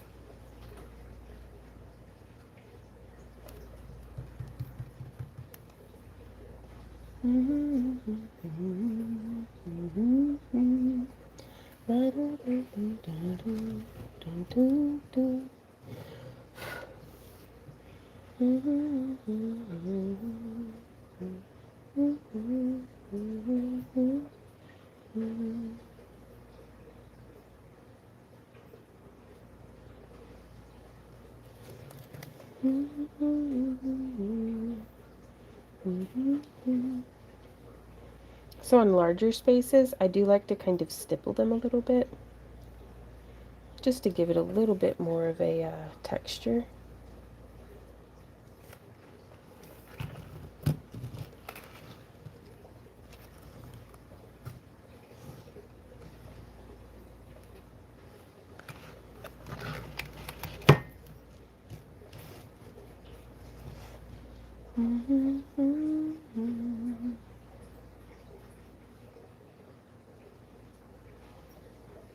So I'm just going to come through on this spiral here. The eye isn't actually a cabochon, Brooke. It's a projection lens. It's a lens from inside one of the old projection TVs. Years and years ago, I was gifted a collection of them by one of our viewers, and I had just been hoarding them because they're awesome, and I don't know how to they're irreplaceable to me. So it's 80 millimeters though. I'm pretty sure. Um, but so I haven't been using them. And part of, my goals for preparing to move to Alabama is I want to liquidate just about all of our materials. Like anything that's not everything, but like anything that's bulky and in storage. And I don't really have, these were in my glass fusing drawer. It's like I don't need to be having them float loose, and I don't have anywhere else to put them. So if I can use it to turn it into something, let's do that. Hopefully to try to, fund the whole moving adventure, as well as to thin down what we're bringing with us. Okay, and now I'm going to come through, and I'm just going to add a little of paint around on these bad boys.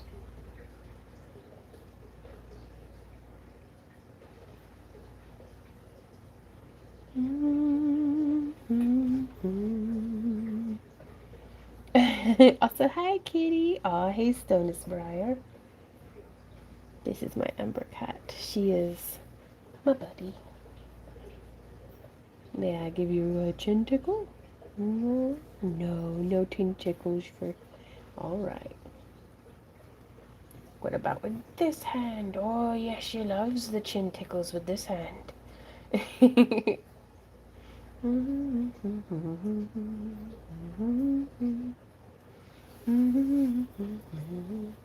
I hear that. When I moved from New Hampshire to California, it was an undertaking for sure, but everything made it mostly unscathed. Right on. Oh, Tiger says I ordered some cabs. Can't wait to make something new. Ooh, Tigers, thank you so much. They so much. Thank you. Whew.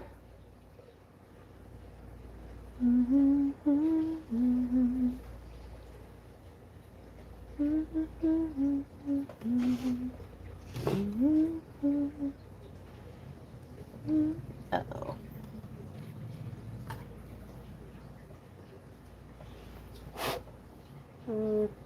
I put too much paint and it went into the middle. Oh well. That'll just be how that one is.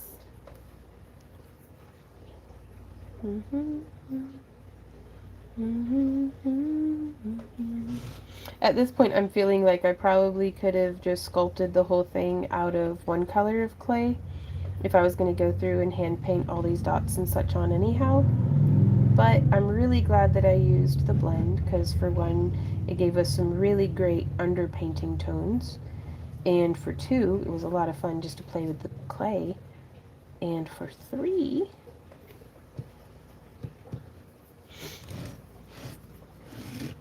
no regrets, just crafting. So I feel like it needs, I want to do a little bit of something on like some of these petally pieces over here.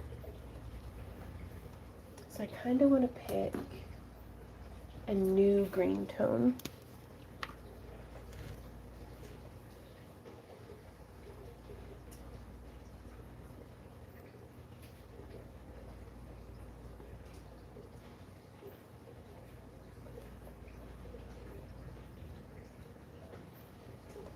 I'm just adding that little bit of green there.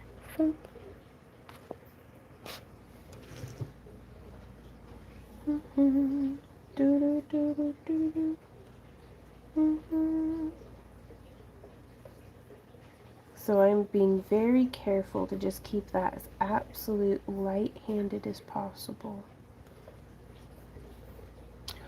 We just missed a kitty yawn.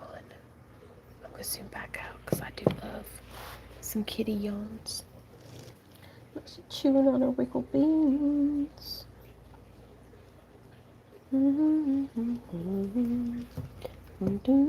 Yeah, absolutely love that over there. Okay. And then I'm gonna probably be doing a little bit of a dry brush of some different metallic tones.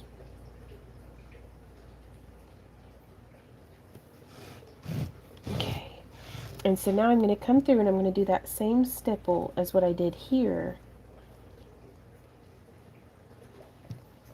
You see how I stipple a bunch and then blot it?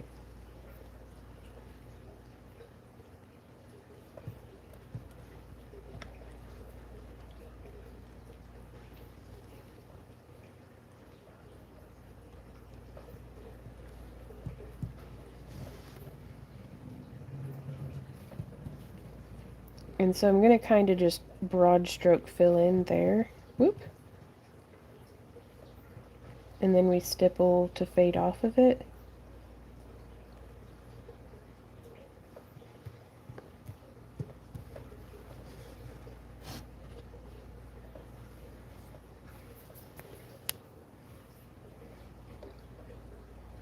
Ooh, a steampunky feel? Ooh, I don't know, because I didn't put any gears or anything in it.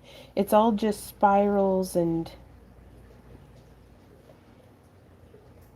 scaly things, and I want to do one that's like full-on steampunk, though. We're going to be sculpting eyes throughout our streams this weekend on Kick, and that's we stream every Friday here on YouTube, and then we also stream every Saturday, Sunday, and Monday on Kick from 3 to 6 p.m. Central Standard Time, and that's kick.com. I like it because there's no ads so far to view, and we also earn more just from y'all hanging out and watching. Pardon me, Amber Kitty, where you going, girl? We earn more streaming on Kick than we do on YouTube, and Mama's got bills, so we're still doing our best to maintain our YouTube presence, posting the weekly vlog and stuff, which I've been having so much fun making the vlog, you guys. Like, I hope y'all are enjoying watching it, because I feel like this is just gonna be how I proceed probably until we get to Alabama, with like a tutorial or two per month, and then the rest of it's just the Tuesday vlog.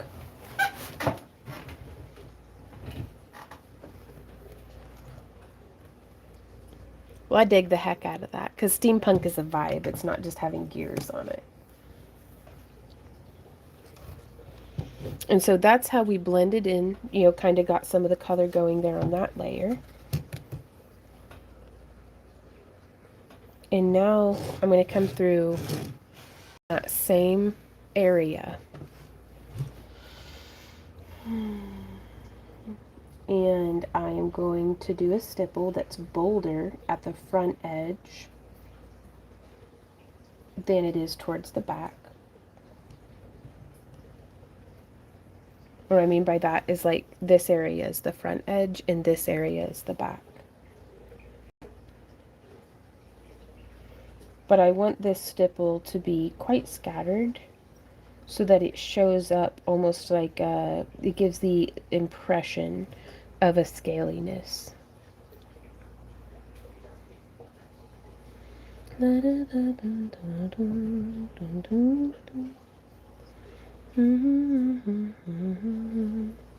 I really love that with these markers, the brush tip ones.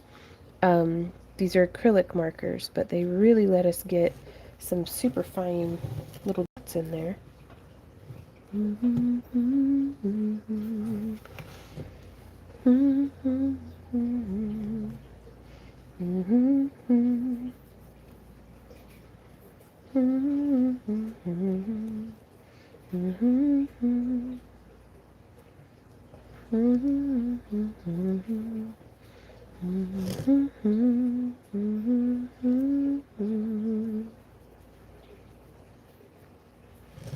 Yeah, I don't think I want to do too much on the eyelid, just because that'll really benefit from some dry brushing.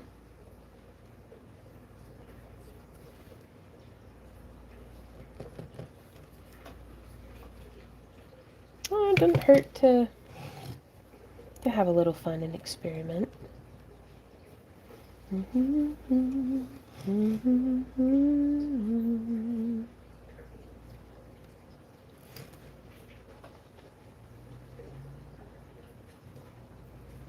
Okay, let's see. What else does this want for?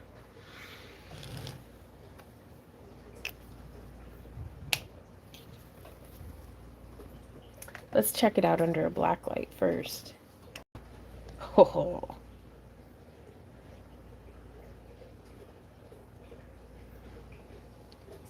I think I'm pretty pleased.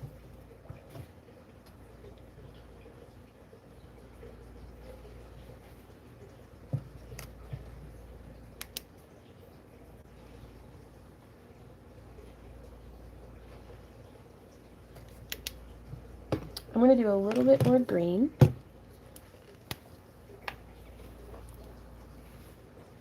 And also, just in case anybody's interested, we will be auctioning off all the dragon eyes in our upcoming Midsummer live auction the last weekend of June here on YouTube from 3 to 6 p.m. You can sign up for our free newsletter at backtoearthcreations.com to get notifications sent directly to you so you never miss out on a thing. But this is one of many that will be auctioned off. We still have quite a few more that I need to just sculpt. Which, would y'all like to see some sculpting today too? Because I think we might be getting kind of close to being done on this one. On this dragon eye. But over at the sculpt station, I sit like directly in front of the AC unit, the window like air conditioner. So the audio is not going to be super great. Right on, Brooke. Aw, hey, Kelstorm. Thank you. It's been a lot of, I guess it's technically been work, but it's been more fun than anything. I love making these dragon eyes.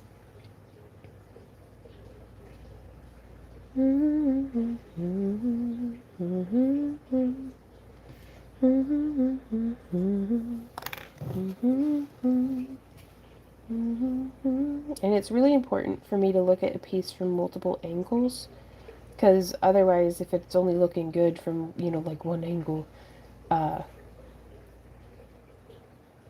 just getting a change of perspective is real beneficial. That really makes it pop, doesn't it?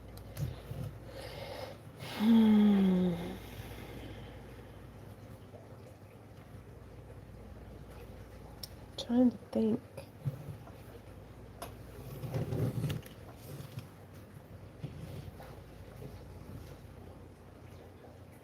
I think on these larger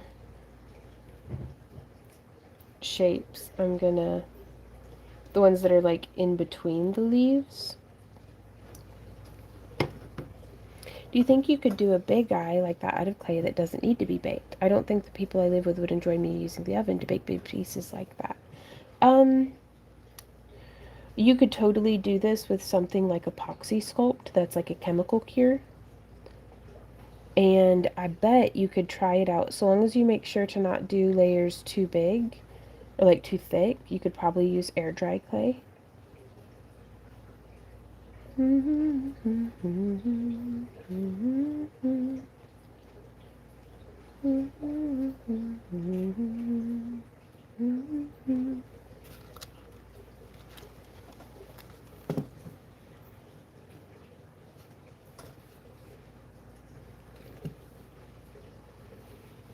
I think that does it.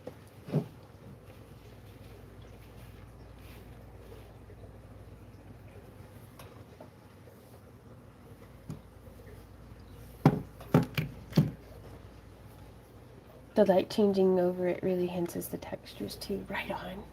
Upside down. Let's look at it upside down.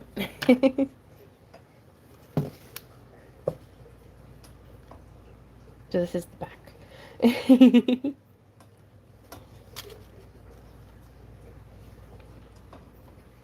Yeah, you could probably do something wicked cool with some air dry clay on this.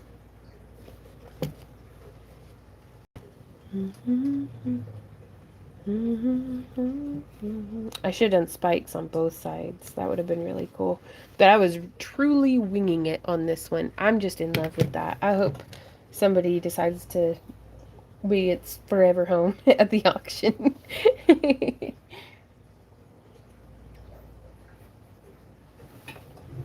But yeah, so just oh my gosh, Randy's so sneaky. He just brought another order over, or had at some point. So here we have, this is another one of those like mermaid tears dichroic glass that we had made, going off to its new home. And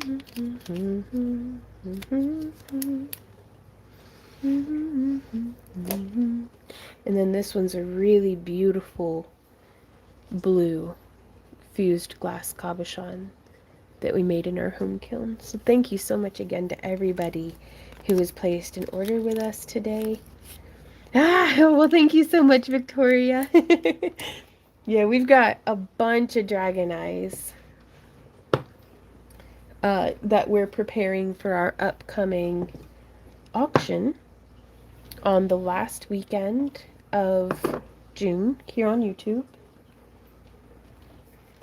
I don't mean to crowd Ember Kitty, but I'm going to try to sneak all these in real quick.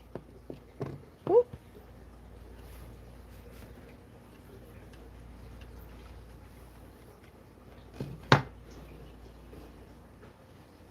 So yeah, we've been just crafting our little hearts out. And then I really want to make more in a picture frame, like how this one is, because I just love that. Like, but I don't have any more picture frames.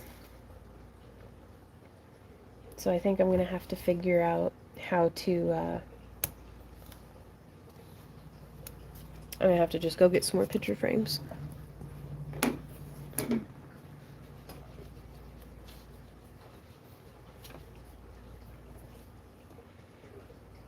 Oh, well, thank you so much. The Gilded Wiresmith says purple looks awesome and the picture frame. Eee.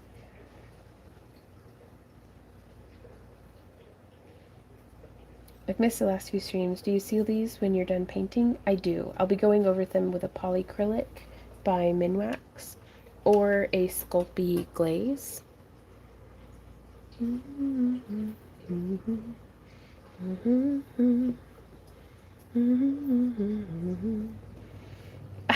Victoria says, I've been watching for a long time, but never seen one that big.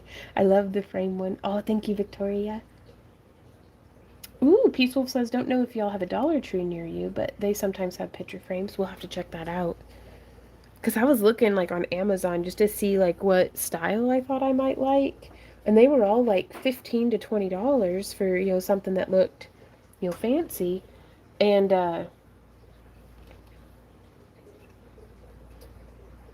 I don't know. Like, I was hoping to be able to find something a little more affordable than that, but so I might go thrifting truly and be able to like mod some out and have some cool frames. But I think I'm gonna take you guys over to my sculpt area. So let me go get that prepped for you guys. Oh, kitty down. All right, I'll be right back, y'all. Hey Margaret. Oh, yeah, that first it really did go viral, didn't it? The Eye of Sauron. It's That was a lifetime ago, but I'm back to painting dragon eyes, but with acrylic markers this time, which is a bunch of fun. So I'll be right back, y'all.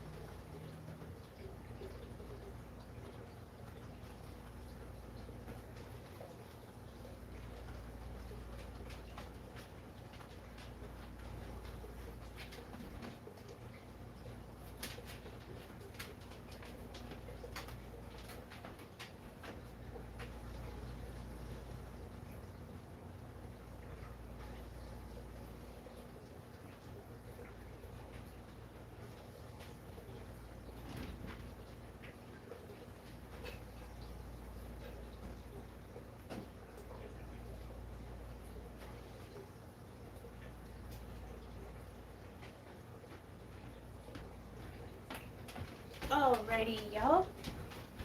I got the new station situated, and so we will be right back over there.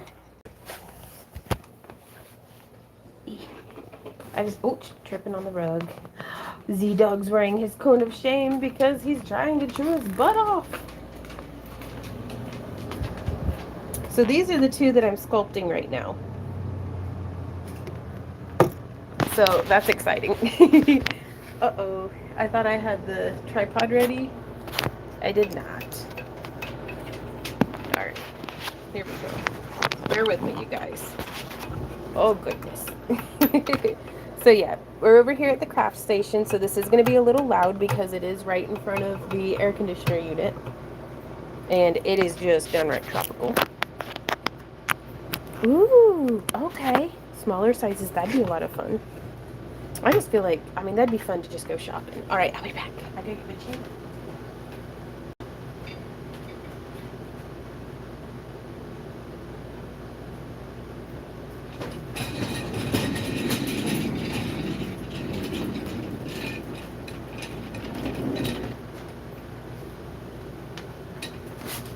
Okay.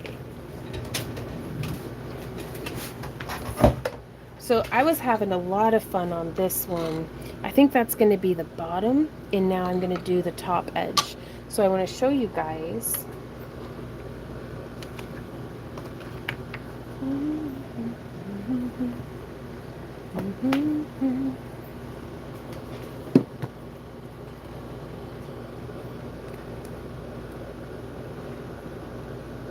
Oh, garage sales. Right on. That's good thinking. I was hoping for a very quick option this time around, just because of the time crunch to get these made and listed in probably the coming week, so that we can be promoting them for our Midsummer auction. Oh, the AC doesn't seem to be too loud. Fantastic. Okay, so this is a mold that I made with a mold that I had bought because I didn't want it to be imprinted. I wanted this to be the texture that's on my clay. So I just used Cos clay, which is a rubberized polymer clay, which apparently Sculpey has a polymerized version or a rubberized version now too, and we'll have to I want to try some of that out, just because if it's not as sticky as the Cos clay, then oh goodness gracious, that'd be amazing. But yeah, this was, I think I got a pack of like, it's not Sculpey brand, but it's whatever brand Michaels has in their polymer clay section. And then I'm just using an acrylic roller. I've sprayed some water.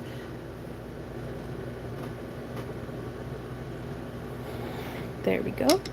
To keep the clay from sticking into the stamp. And then I'm going to use a little bit of paper towel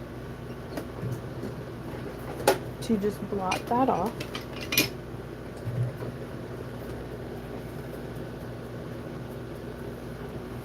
And then I'm going to use, these are like chrome pigments for nail art. Excuse me. And I want to see what part I think I'd like to be around the eye. I definitely think like around in this area. So I'm just going to tap my finger into the chrome pigments, blot into the lid so that I don't have some crumbling down. Oh, see how it like fell down into like the nooks? I don't need that. That's okay though. I probably won't be using the frontmost edge of this anyways. And so I just want to burnish in that. You could be using eyeshadow, you could be using Pearl X pigments, whatever it is. I just want it nice and evenly burnished in.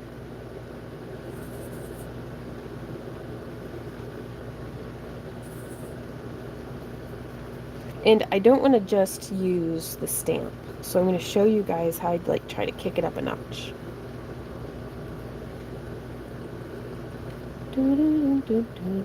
Just using the flat of my finger, and really I'm going to get like the whole, because I keep goobering it up because I'm impatient and greedy. I need to be patient and be willing to do just a little at a time. No way. Is that another order, baby? Oh my god, this is amazing. Thank you guys so much. Thank you to everybody. Oh, this has been a phenomenal shop update. I haven't even seen the numbers or anything, but just in my heart, this has been an amazing shop update, you guys.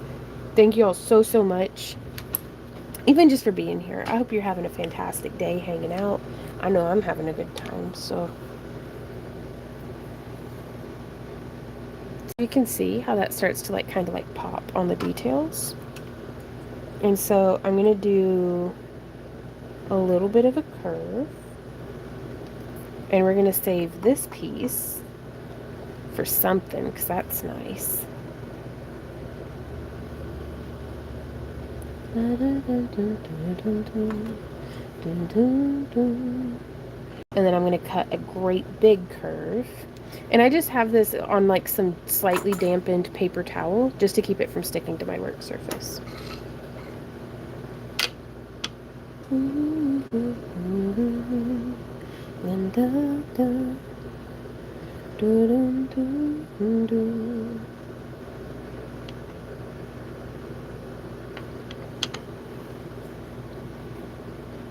And so I want to show you how we take it from looking like a stamp to looking like that.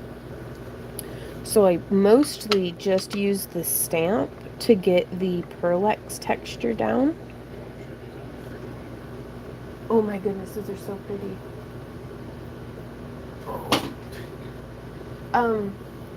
Can you hold them up? Y'all, check this out. These are the 2 tie-dyes that just sold off the website.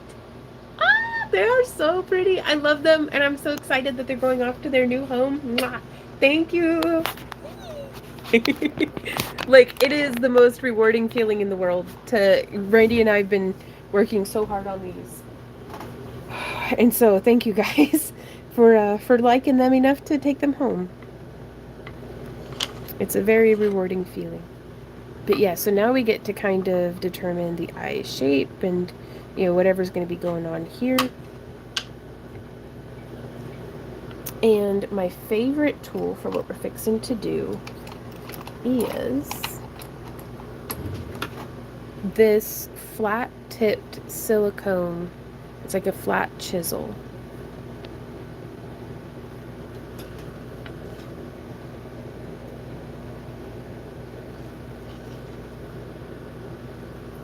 And I'm going to start here at the edge.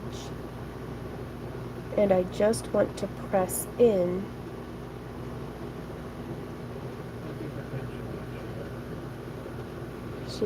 Do what? In the email? Randy says, thank you for catching that, Sheila. But I'm just taking the soft silicone tip and just pressing in on the edges wherever, you know, it makes sense that that would be like the edge of a scale.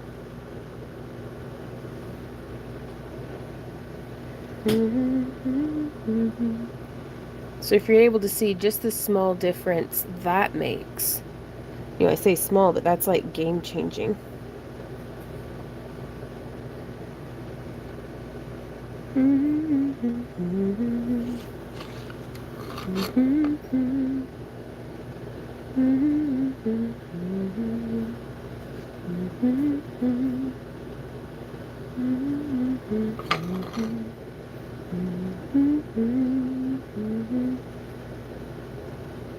Just coming in with a little poke, poke, poke.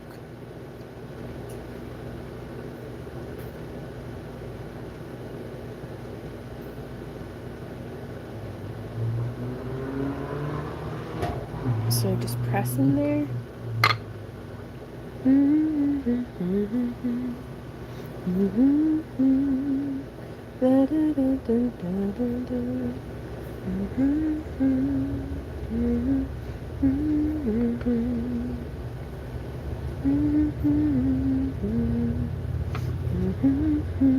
And then on that same end, there's like a 1 millimeter ball stylus. Like, it is quite small. I don't want to use the smallest ball stylus that I have.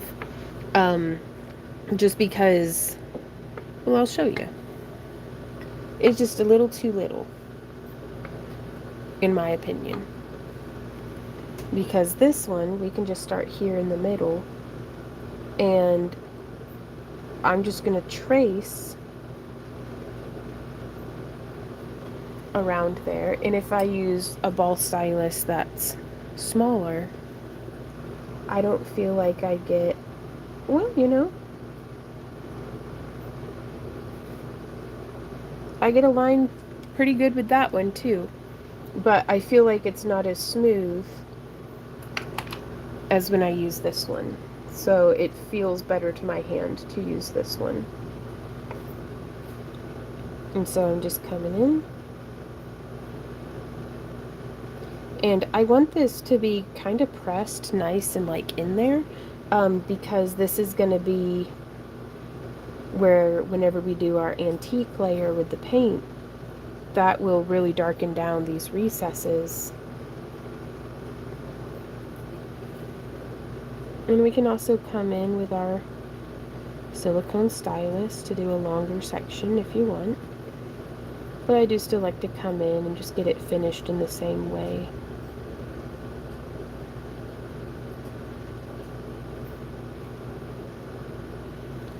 And so lots and lots of detail to take this into that. But it's worth it, is what I tell myself. But I enjoy it too, which that's like the best part. Because if you're having fun, you know, then that's, you know, to me, that's the whole goal.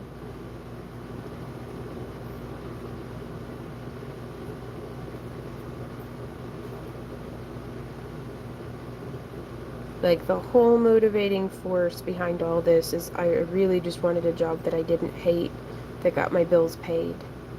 And then that started to feel like, you know, asking for the bare minimum. So I was like, well, what if I had a job that I loved? What would that be? And getting to, you know, starting our own business, has been a lifelong journey of finding what makes us happy and then just doing whatever it takes to make that work until we find something else, you know, that if it stops making us happy, we are allowed to change gears. We're allowed to evolve and shift and change with the business. Change can feel like failure, but it's not. It's just scary and different.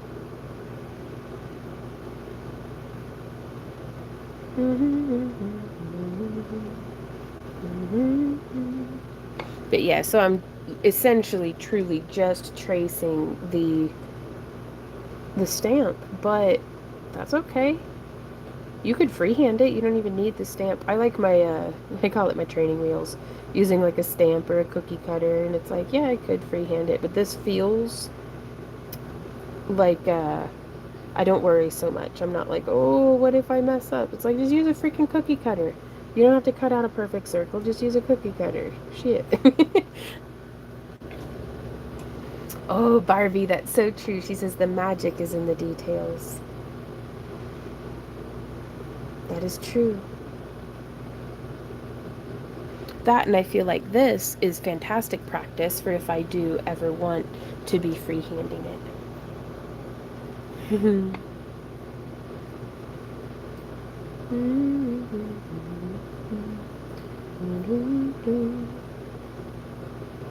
And I can also deviate away from how the stencil was too if I decide I want to do it a different way.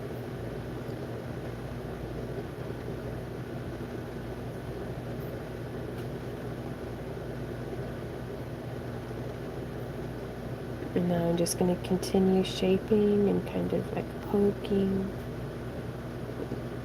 I'm not really scraping, like I'm not like lifting, I'm not carving any material out. I'm just kind of displacing.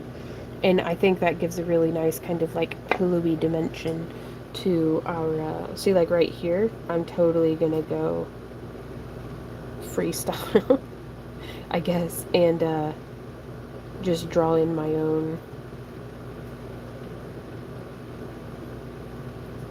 little scraggly scales.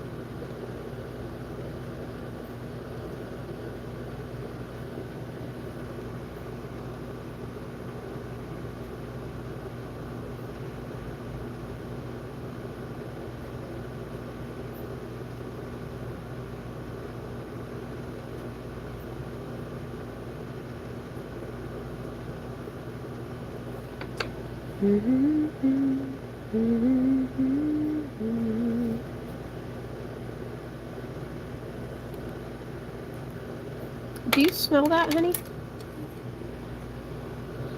I don't know, like something's burning.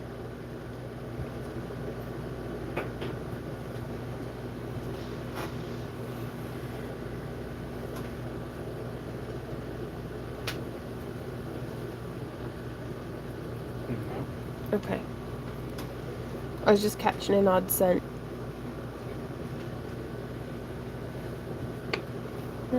Just wanted to make sure I wasn't catching myself on fire or something.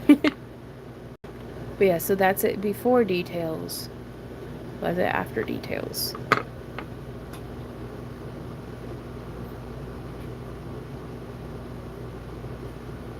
But yeah, tracing something gives me a much better understanding of like the irregularities, the patterns.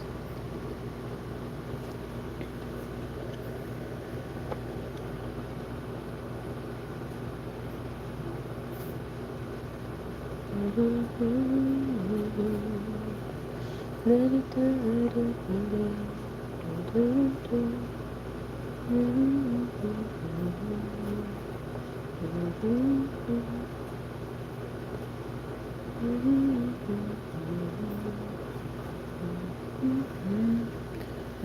feels very much like wood burning into foam to make scale patterns.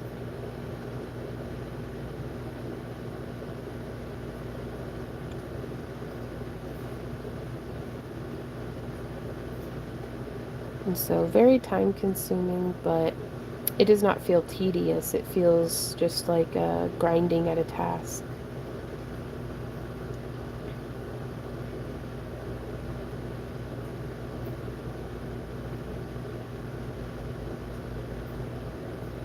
I'm really digging this too. Because each of the designs that we're doing in these smaller dragon eyes, they're practice for concepts for our larger dragon head sculptures that we're going to be focusing on as soon as I get done with. I've got these two eyes, and then we've got this one here that I'm going to be making a setting for. We've got this one here that I'm going to be making a setting for, sculpted in a similar fashion. This one here. And this one here.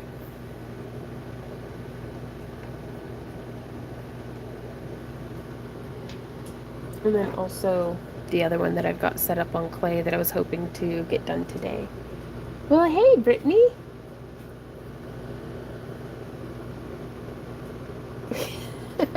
Well, welcome on into chat. Welcome to the craft room. I'm Yvonne with Back to Earth Creations.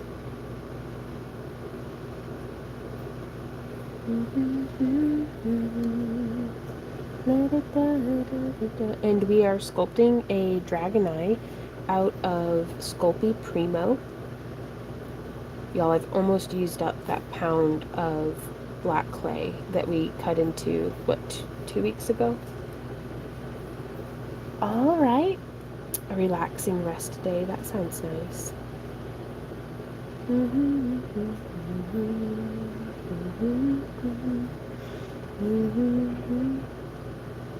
Good night. Thank you for coming in.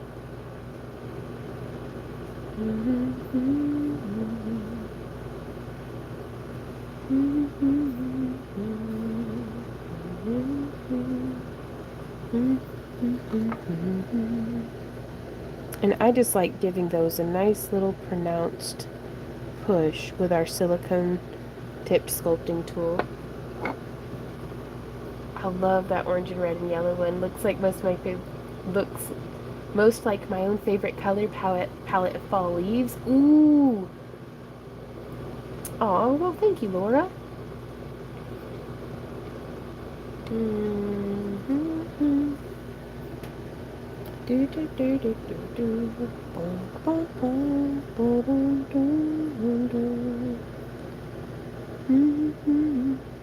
And so I'm kind of losing some of the shape here. No, we're not. Okay. So just changing perspective, changing angle. And then coming through and just making decisions about, how much do I want to get into the tiny details? Because I don't want to go much smaller than like that scale right there.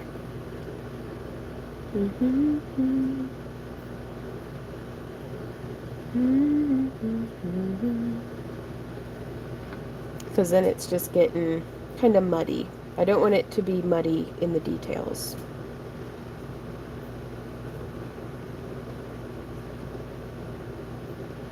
So we're just building that scale work around. Time for coffee number 2. Nice.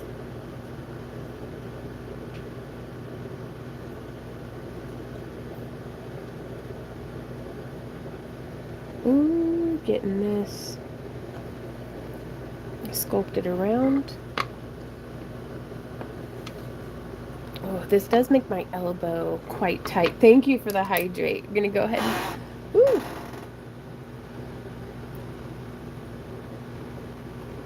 Cheers, everybody. Hydrate your noodles.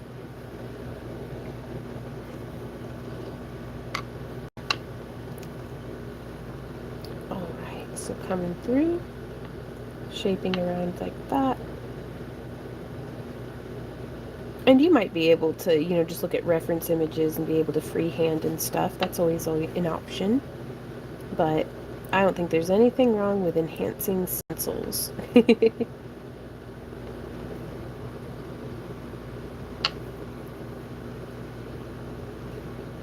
And I do even like to do the back edges, because even though I'm probably going to be putting other layers of clay right here, it's still fantastic progress. This is what I call like an experimental zone.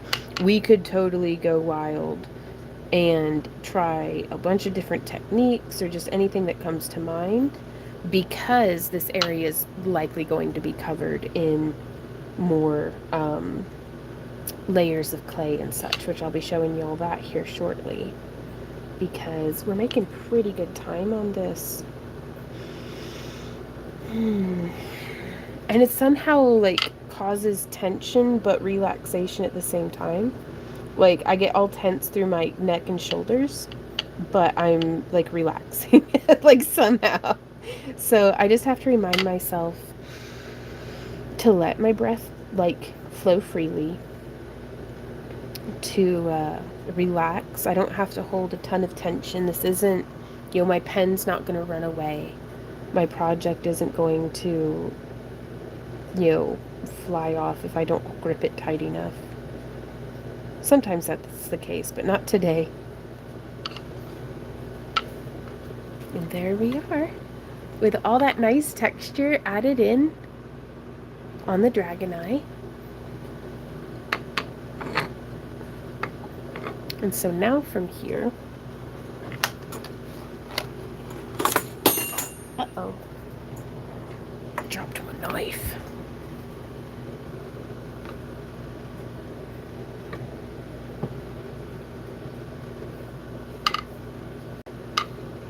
So I thought I had a little noodle. Here it is. Here's my little noodle. And this is just a blend of some different scrap clay. And I'm going to roll that out.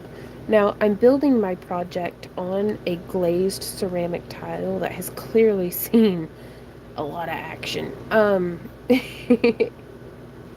But I'm just rolling this back and forth. And if you're new to sculpting or working with making sculptures out of polymer clay, working on getting to make like little noodle snakes like this, I think if I could go back and advise myself to practice one thing, it would be refining making my noodles.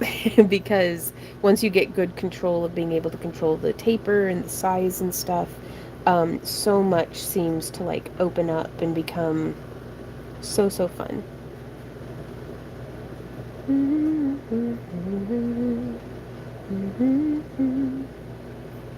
And then, just like in wire wrapping, my second thing to pursue would be making spirals, because those are a favorite of mine.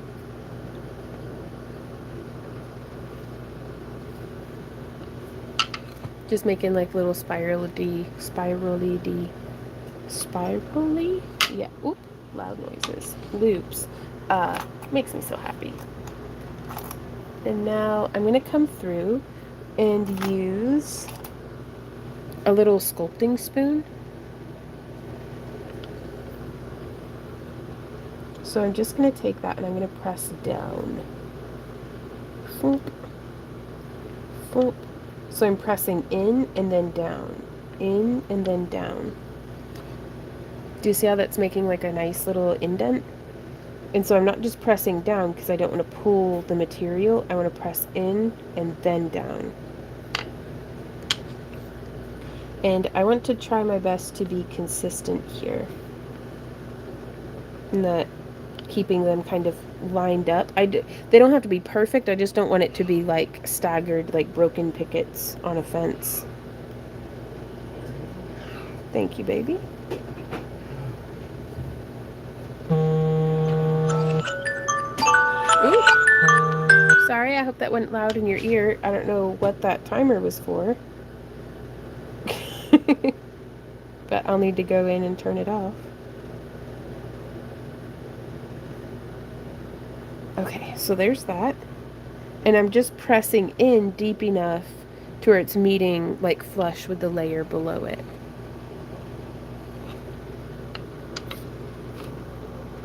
Oh, Kathy says, I thought at first it was my phone. Sorry.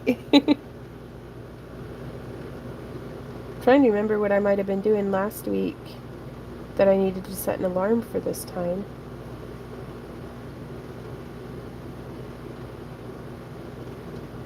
And I'm drawing a blank, so there's no telling. So there we are with that.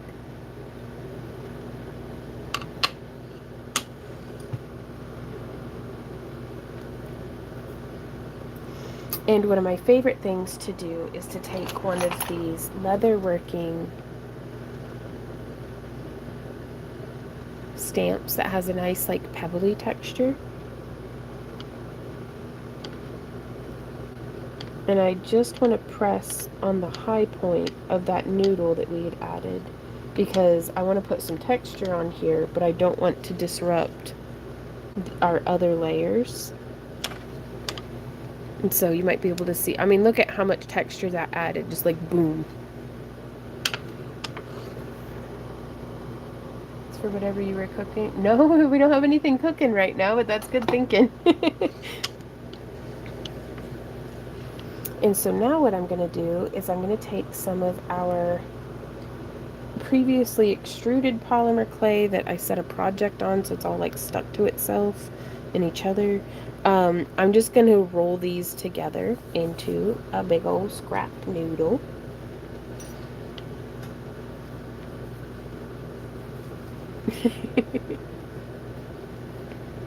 And I want to make sure that, because I'm having to kind of recondition the clay as I'm getting it mixed together, so I don't want to be, if you can feel it crumbling in the center of your polymer clay, go ahead and just recondition it. Oh, Itsy.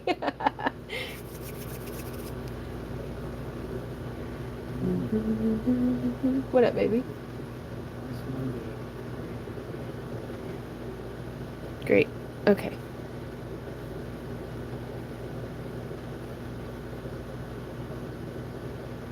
Okay, so I'm kind of tapering this down. And let's see.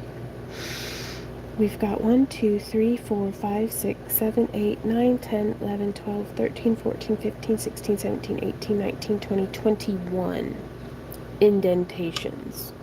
So I'm going to take my craft knife and I'm going to cut 21. 1, 2, 3, 4, 5, 6, 7, 8, 9, 10, 11, 12, 13, 14, 15, 16, 18, 19, 20, 21. Okay. I'm going to take this one and I'm going to roll it. And then I'm just going to drop it in right there. And then I'm going to take this one because it's tapered. So these are like the two smallest little blobs that it's going to make. And I'm going to set that right there. And then I'm going to take this one and I'm going to roll it. And then I'm going to boop, set it right there. And I'm going to take this one and I'm going to roll it. And I'm going to set it right there. And then I'm going to take this one, I'm going to roll it. And I'm actually going to go through and roll all of these now, making sure that they stay nice and separate, but that way I can make sure that, like, I mean, I didn't do great on my gradient on the sizing, but that's okay. We don't need to do perfect to be making good progress on our art pieces.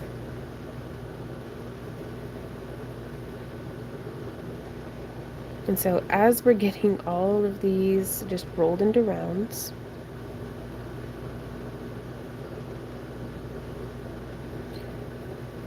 I'm also going to start tapering them, but I want to get done with this step first.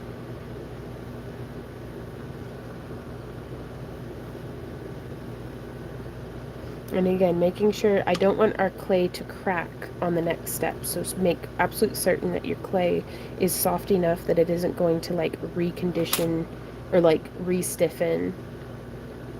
Well, hey Kat, how's it going?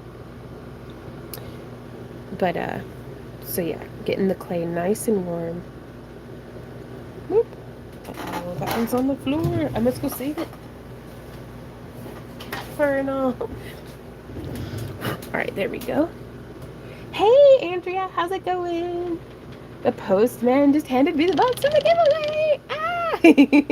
Andrea was this last giveaway's super mega craft box winner, and I'm so excited that it has arrived. Hopefully everything arrived safely in one piece. Okay, so I am going to take a conical shaped silicone tipped tool. And this is where I'm just going to take one of the little nubs off to the side and roll it so that it's like a little teardrop. And then I'm going to set it into the spot that we had sculpted. So again, wiggle, press. And I'm just getting it to roll out to a point by being like angled with my fingertip.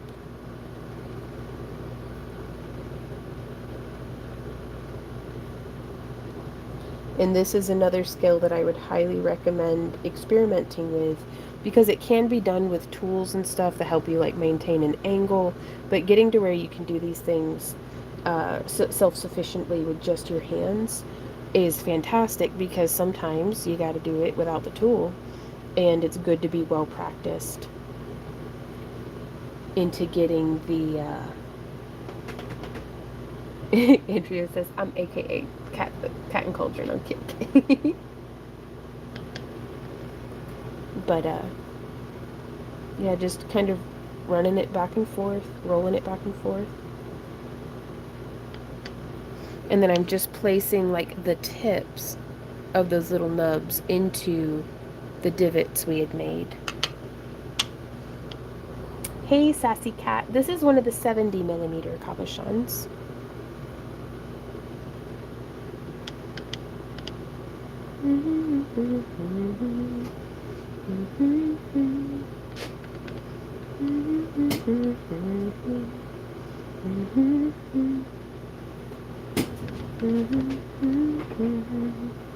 So this Monday our stream will be cut short because we have to go to a meeting put on by the city about, I don't know, fixing up our house or something.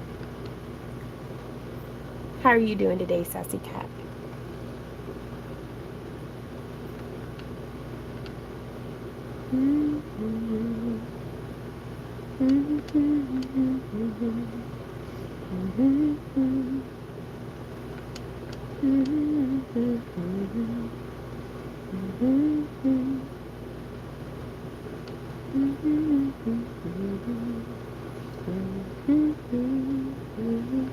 Okay, so now that we have gotten that step, I'm going to come back around.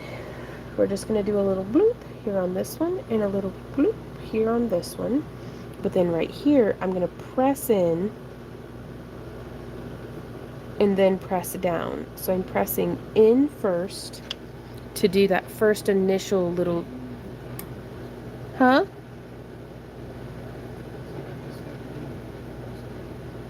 What happened? Uh-oh.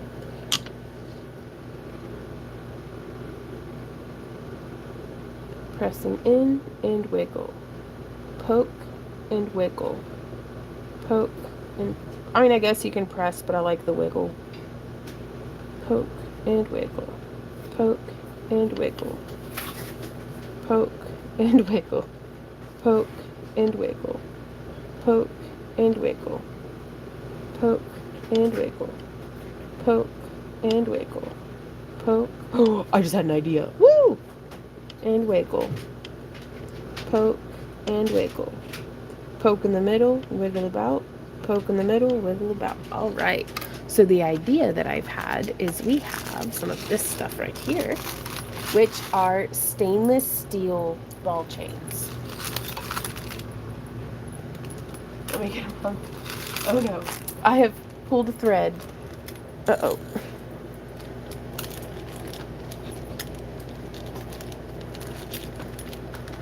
Okay.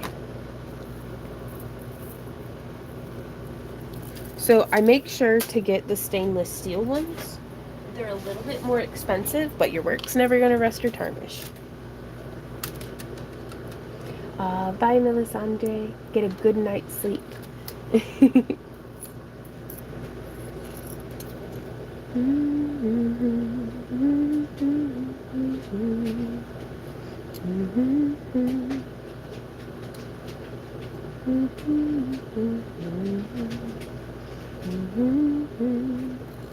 So I'm going to cut this one right here. And I like to use my super old, doesn't matter if I break them, wire snips. And then we're going to take some of this Sculpey Bake and Bond.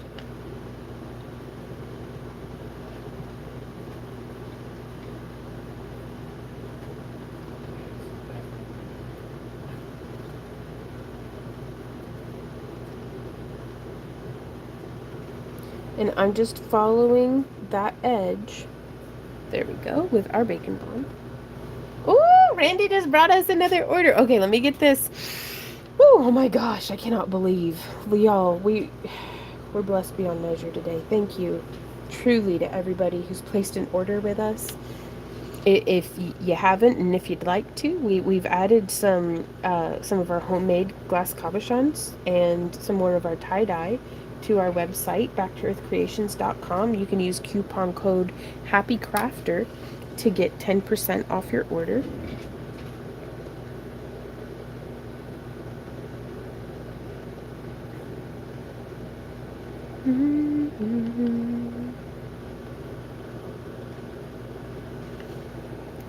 So anytime that I incorporate like metal or chain, I try to make sure I'm not doing it as like the last layer.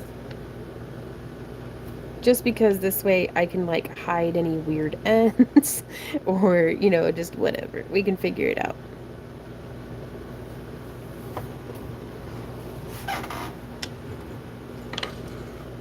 Yeah, I think that's gonna look pretty cool. Some might say it's gonna look metal.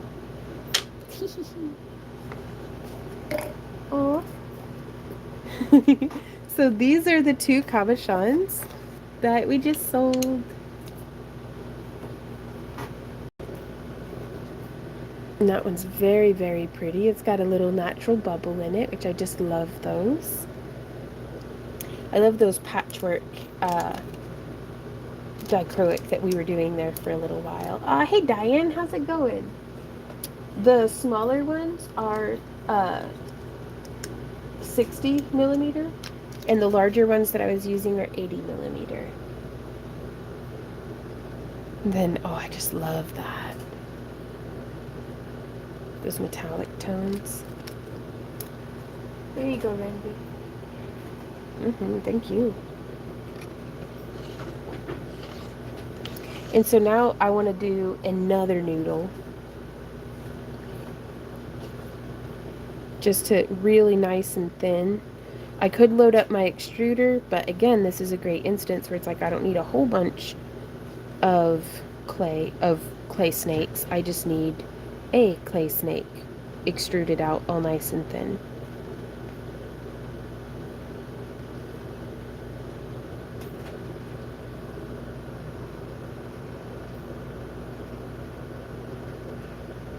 So I'm just coming in around on the top front edge of where we added that ball chain. Oh, Ember Kitty. She just yelling. That's her problem.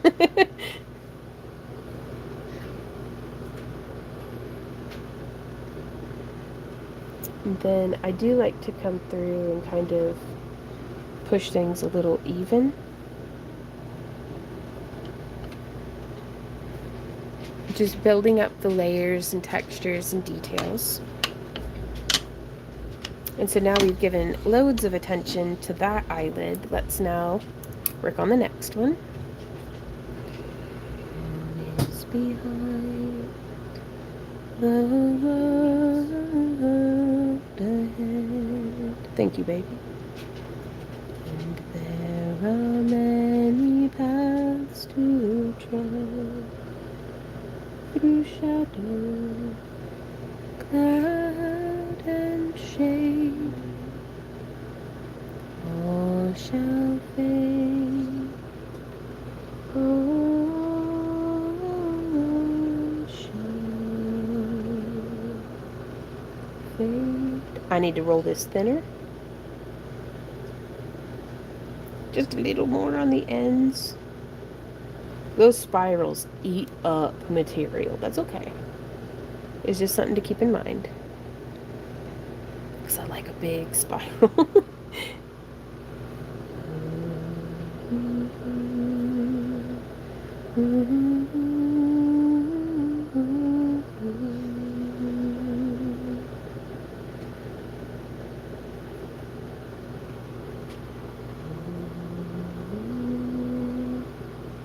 And if I can put a little twist into it, why not? Get some color texture happening there too. And then I'm just pressing in and kind of pinching off there on the side.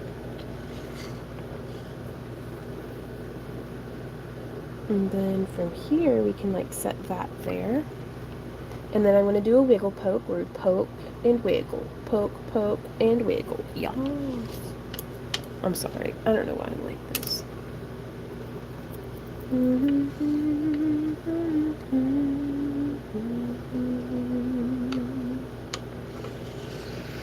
And now I'm going to do the same thing that we had done on the other side, but I'm going to count this time so I don't have to come back and recount. I'm going to push and press. There's 1, push and press 2, 3, 4, 5, 6, 7, 8, 9, 10, push and press 11, 12, 13, 14, 15, 16, 17, 18. It flashes me in the freaking face. Nope. I lost count. Oh no. Y'all, what number was I on? Oh, Sheila. So excited about my tie-dye. We are so happy you spend so much of your time creating such beautiful art to wear. Yes, autofill is great most of the time, but it can be challenging. 18. Okay. Thank you, guys. 19. Ow! Oh, why did that hurt in the bone of my finger? Oh, that's hateful. What number was I on? 19. Okay, so this is 20, 21, 22, 23, 24, and 25. There we go. Ooh-wee. So now I need 25 little segments. But first, let's come through and repeat that texturing. Do y'all ever do that where, like, you press and it just cuts through all the padding that you've had your whole life and it just hurts directly into the bone? Oof.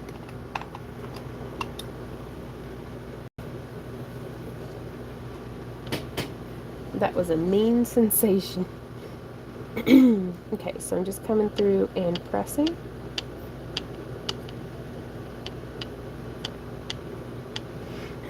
And this makes me so glad that I did texture that top edge, because you can see it's actually this noodle kind of tucked under it, which is fine.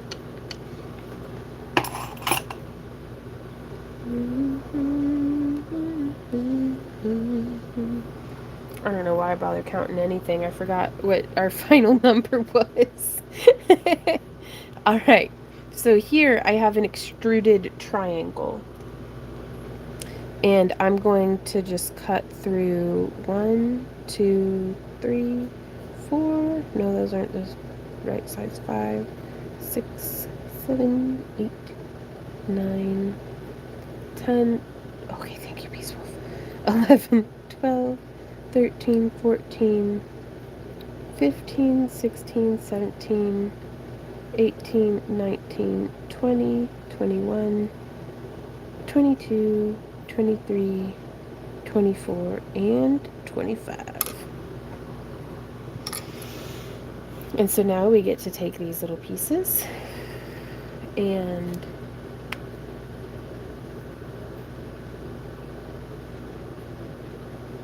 roll them into little balls.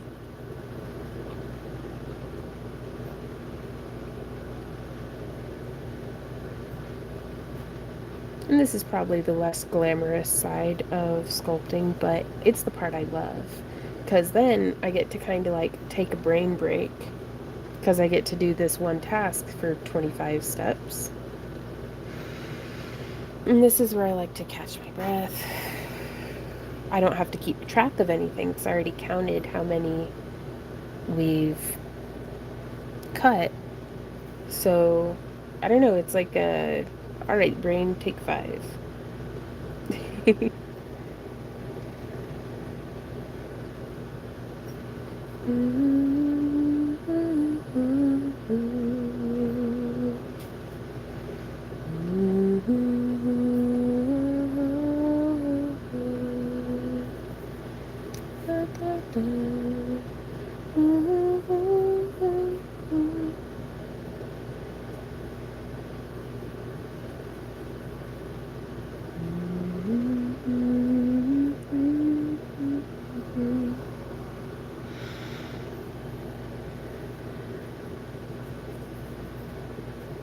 There we go.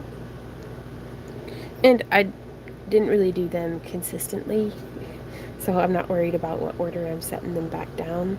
I'm just going to visually pick out whichever ones are the smallest and put those farthest to the sides.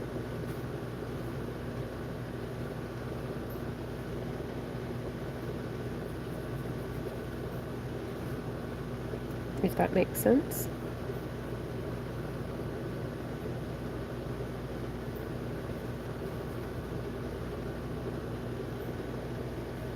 So just pinching and rolling. Peace Wolf says, it's kind of like chainmail when you already counted out the number of segments, so you don't have to think about it, just weave. Yep. So much same concept. Because that's my favorite time with chainmail, because like once you have all the units set up, you can like watch a show or be listening to something, or, you know, oh man, we've been watching just a bunch of anime here lately. We got really sucked into Delicious in Dungeon, which, oh my gosh, I'm really enjoying that anime. Okay, and then we roll it into a taper.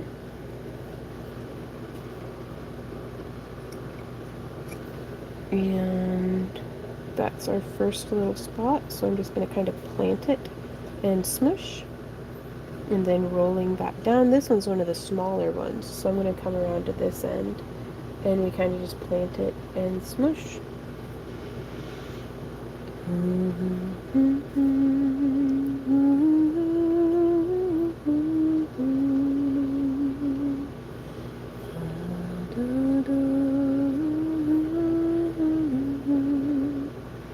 Well, if I could ask y'all to do me a favor, though y'all have already done so much for us today, but if you could click the like button before we end today's stream, even if you already clicked it, if you could like unclick it and then re-click it, I think that tells the algorithm, it's like going like, hey, this is good shit. Or something. Gonna experiment with that and see how it does, but whew, we are hustling the hustle, and y'all are helping us to not just survive but to thrive, and we thank you guys for that so much. We're going to be streaming again tomorrow from 3 until 6 p.m. Central Standard Time, and same on Sunday. And Monday we'll be streaming, but until 5:30. So. I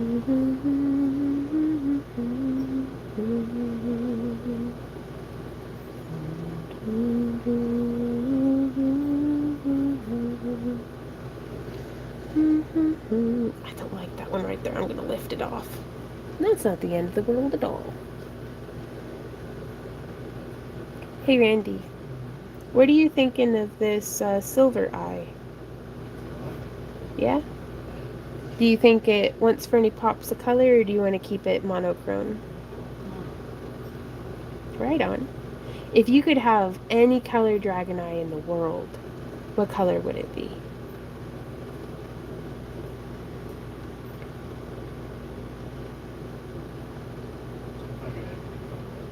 Dragon eye in the world?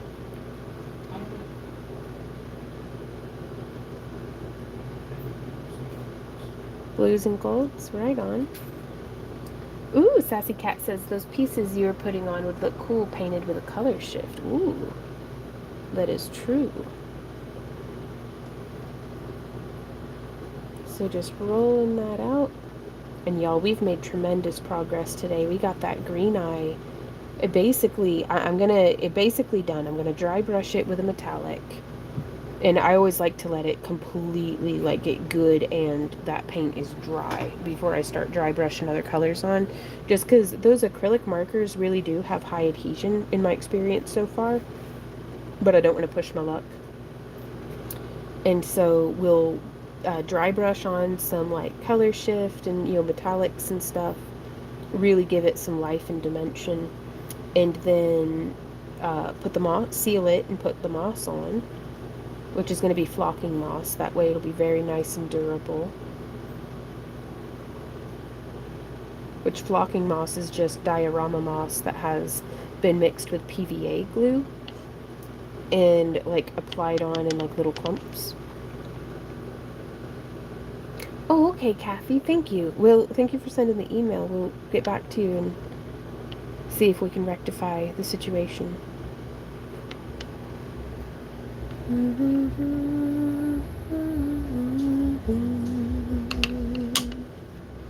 And now I'm going to take that same conical tip and I'm going to poke and press. And I do like to really wiggle it on down in there.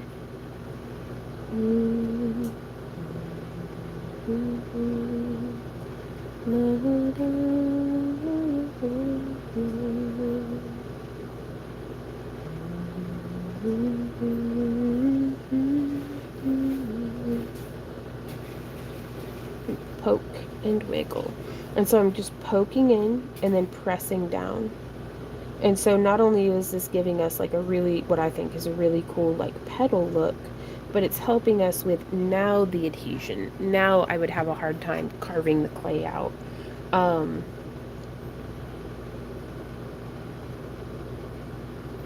But that's okay, because now we're getting good adhesion. Brooke says, if I made one of those for myself, I would do a black base like what you're doing right now, and then purple highlights. Oh, that'd be so cool. Now, something that I've noticed, I really like the purple Pearlex pigments on the black, but if I'm gonna use a paint, sometimes I like doing an opaque underpainting over the black, like just a dry brushing, to then add the other colors on. But it depends on how intense. But some of these color shift stuff just really do look amazing, just straight onto the black clay. Like, I've got like a chameleon color shift. I don't know. Holographic stuff always looks really cool.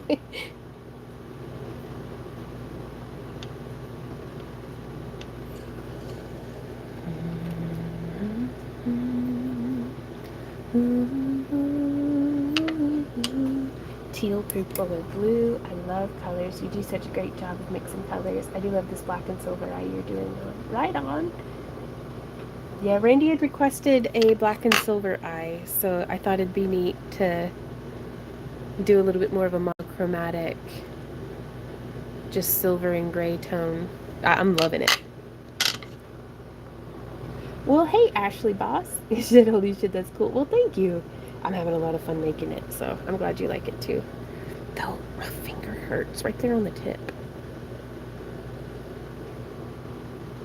And so I'm just going to put that little nub, like, right there. And I'm going to just do a little wiggle poke. And then I'm going to break off just a tiny bit of clay. Roll it around. And then set that right in there. Excellent. We're going to use some more of that Bacon Bond. But before we do, which to expedite, it's making the hole all gunky, but I like to store, and this is why it's all gunky, but I like to store them upside down. That way I don't have to wait for it to travel all the way to the tip of the bottle because I'm impatient. Well, hey, Michelle, this is super cool. Well, thank you. I've been having such a good time today. I'm looking forward to hanging out with folks again in tomorrow's live stream over on Kick. Again, we'll be there from like 3 to 6 p.m. I'm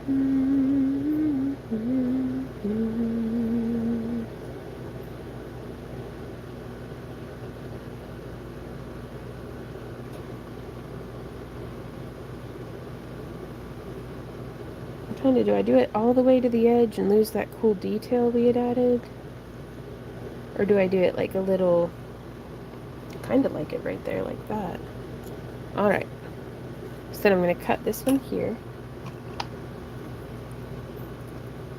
Hey, Erin, how's it going? Ooh. Oh, Randy. Ooh, there we go. And so I'm going to take our Bacon Bond. Well, thank you for hanging out with me, Brooke. You have a great rest of your night. What's for Din Din?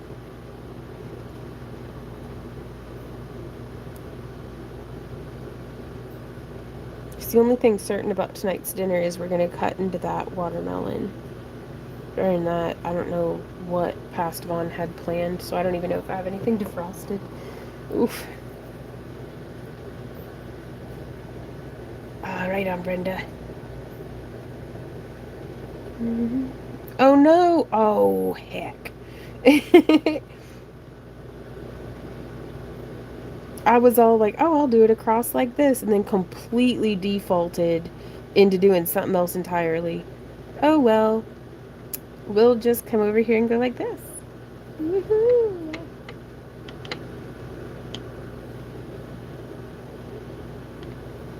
Okay, but now I'm all sticky.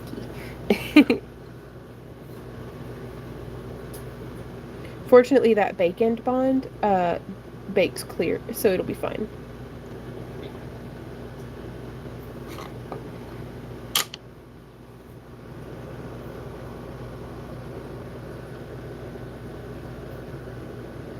Yeah, and you can see how like crumbly edged that is and stuff.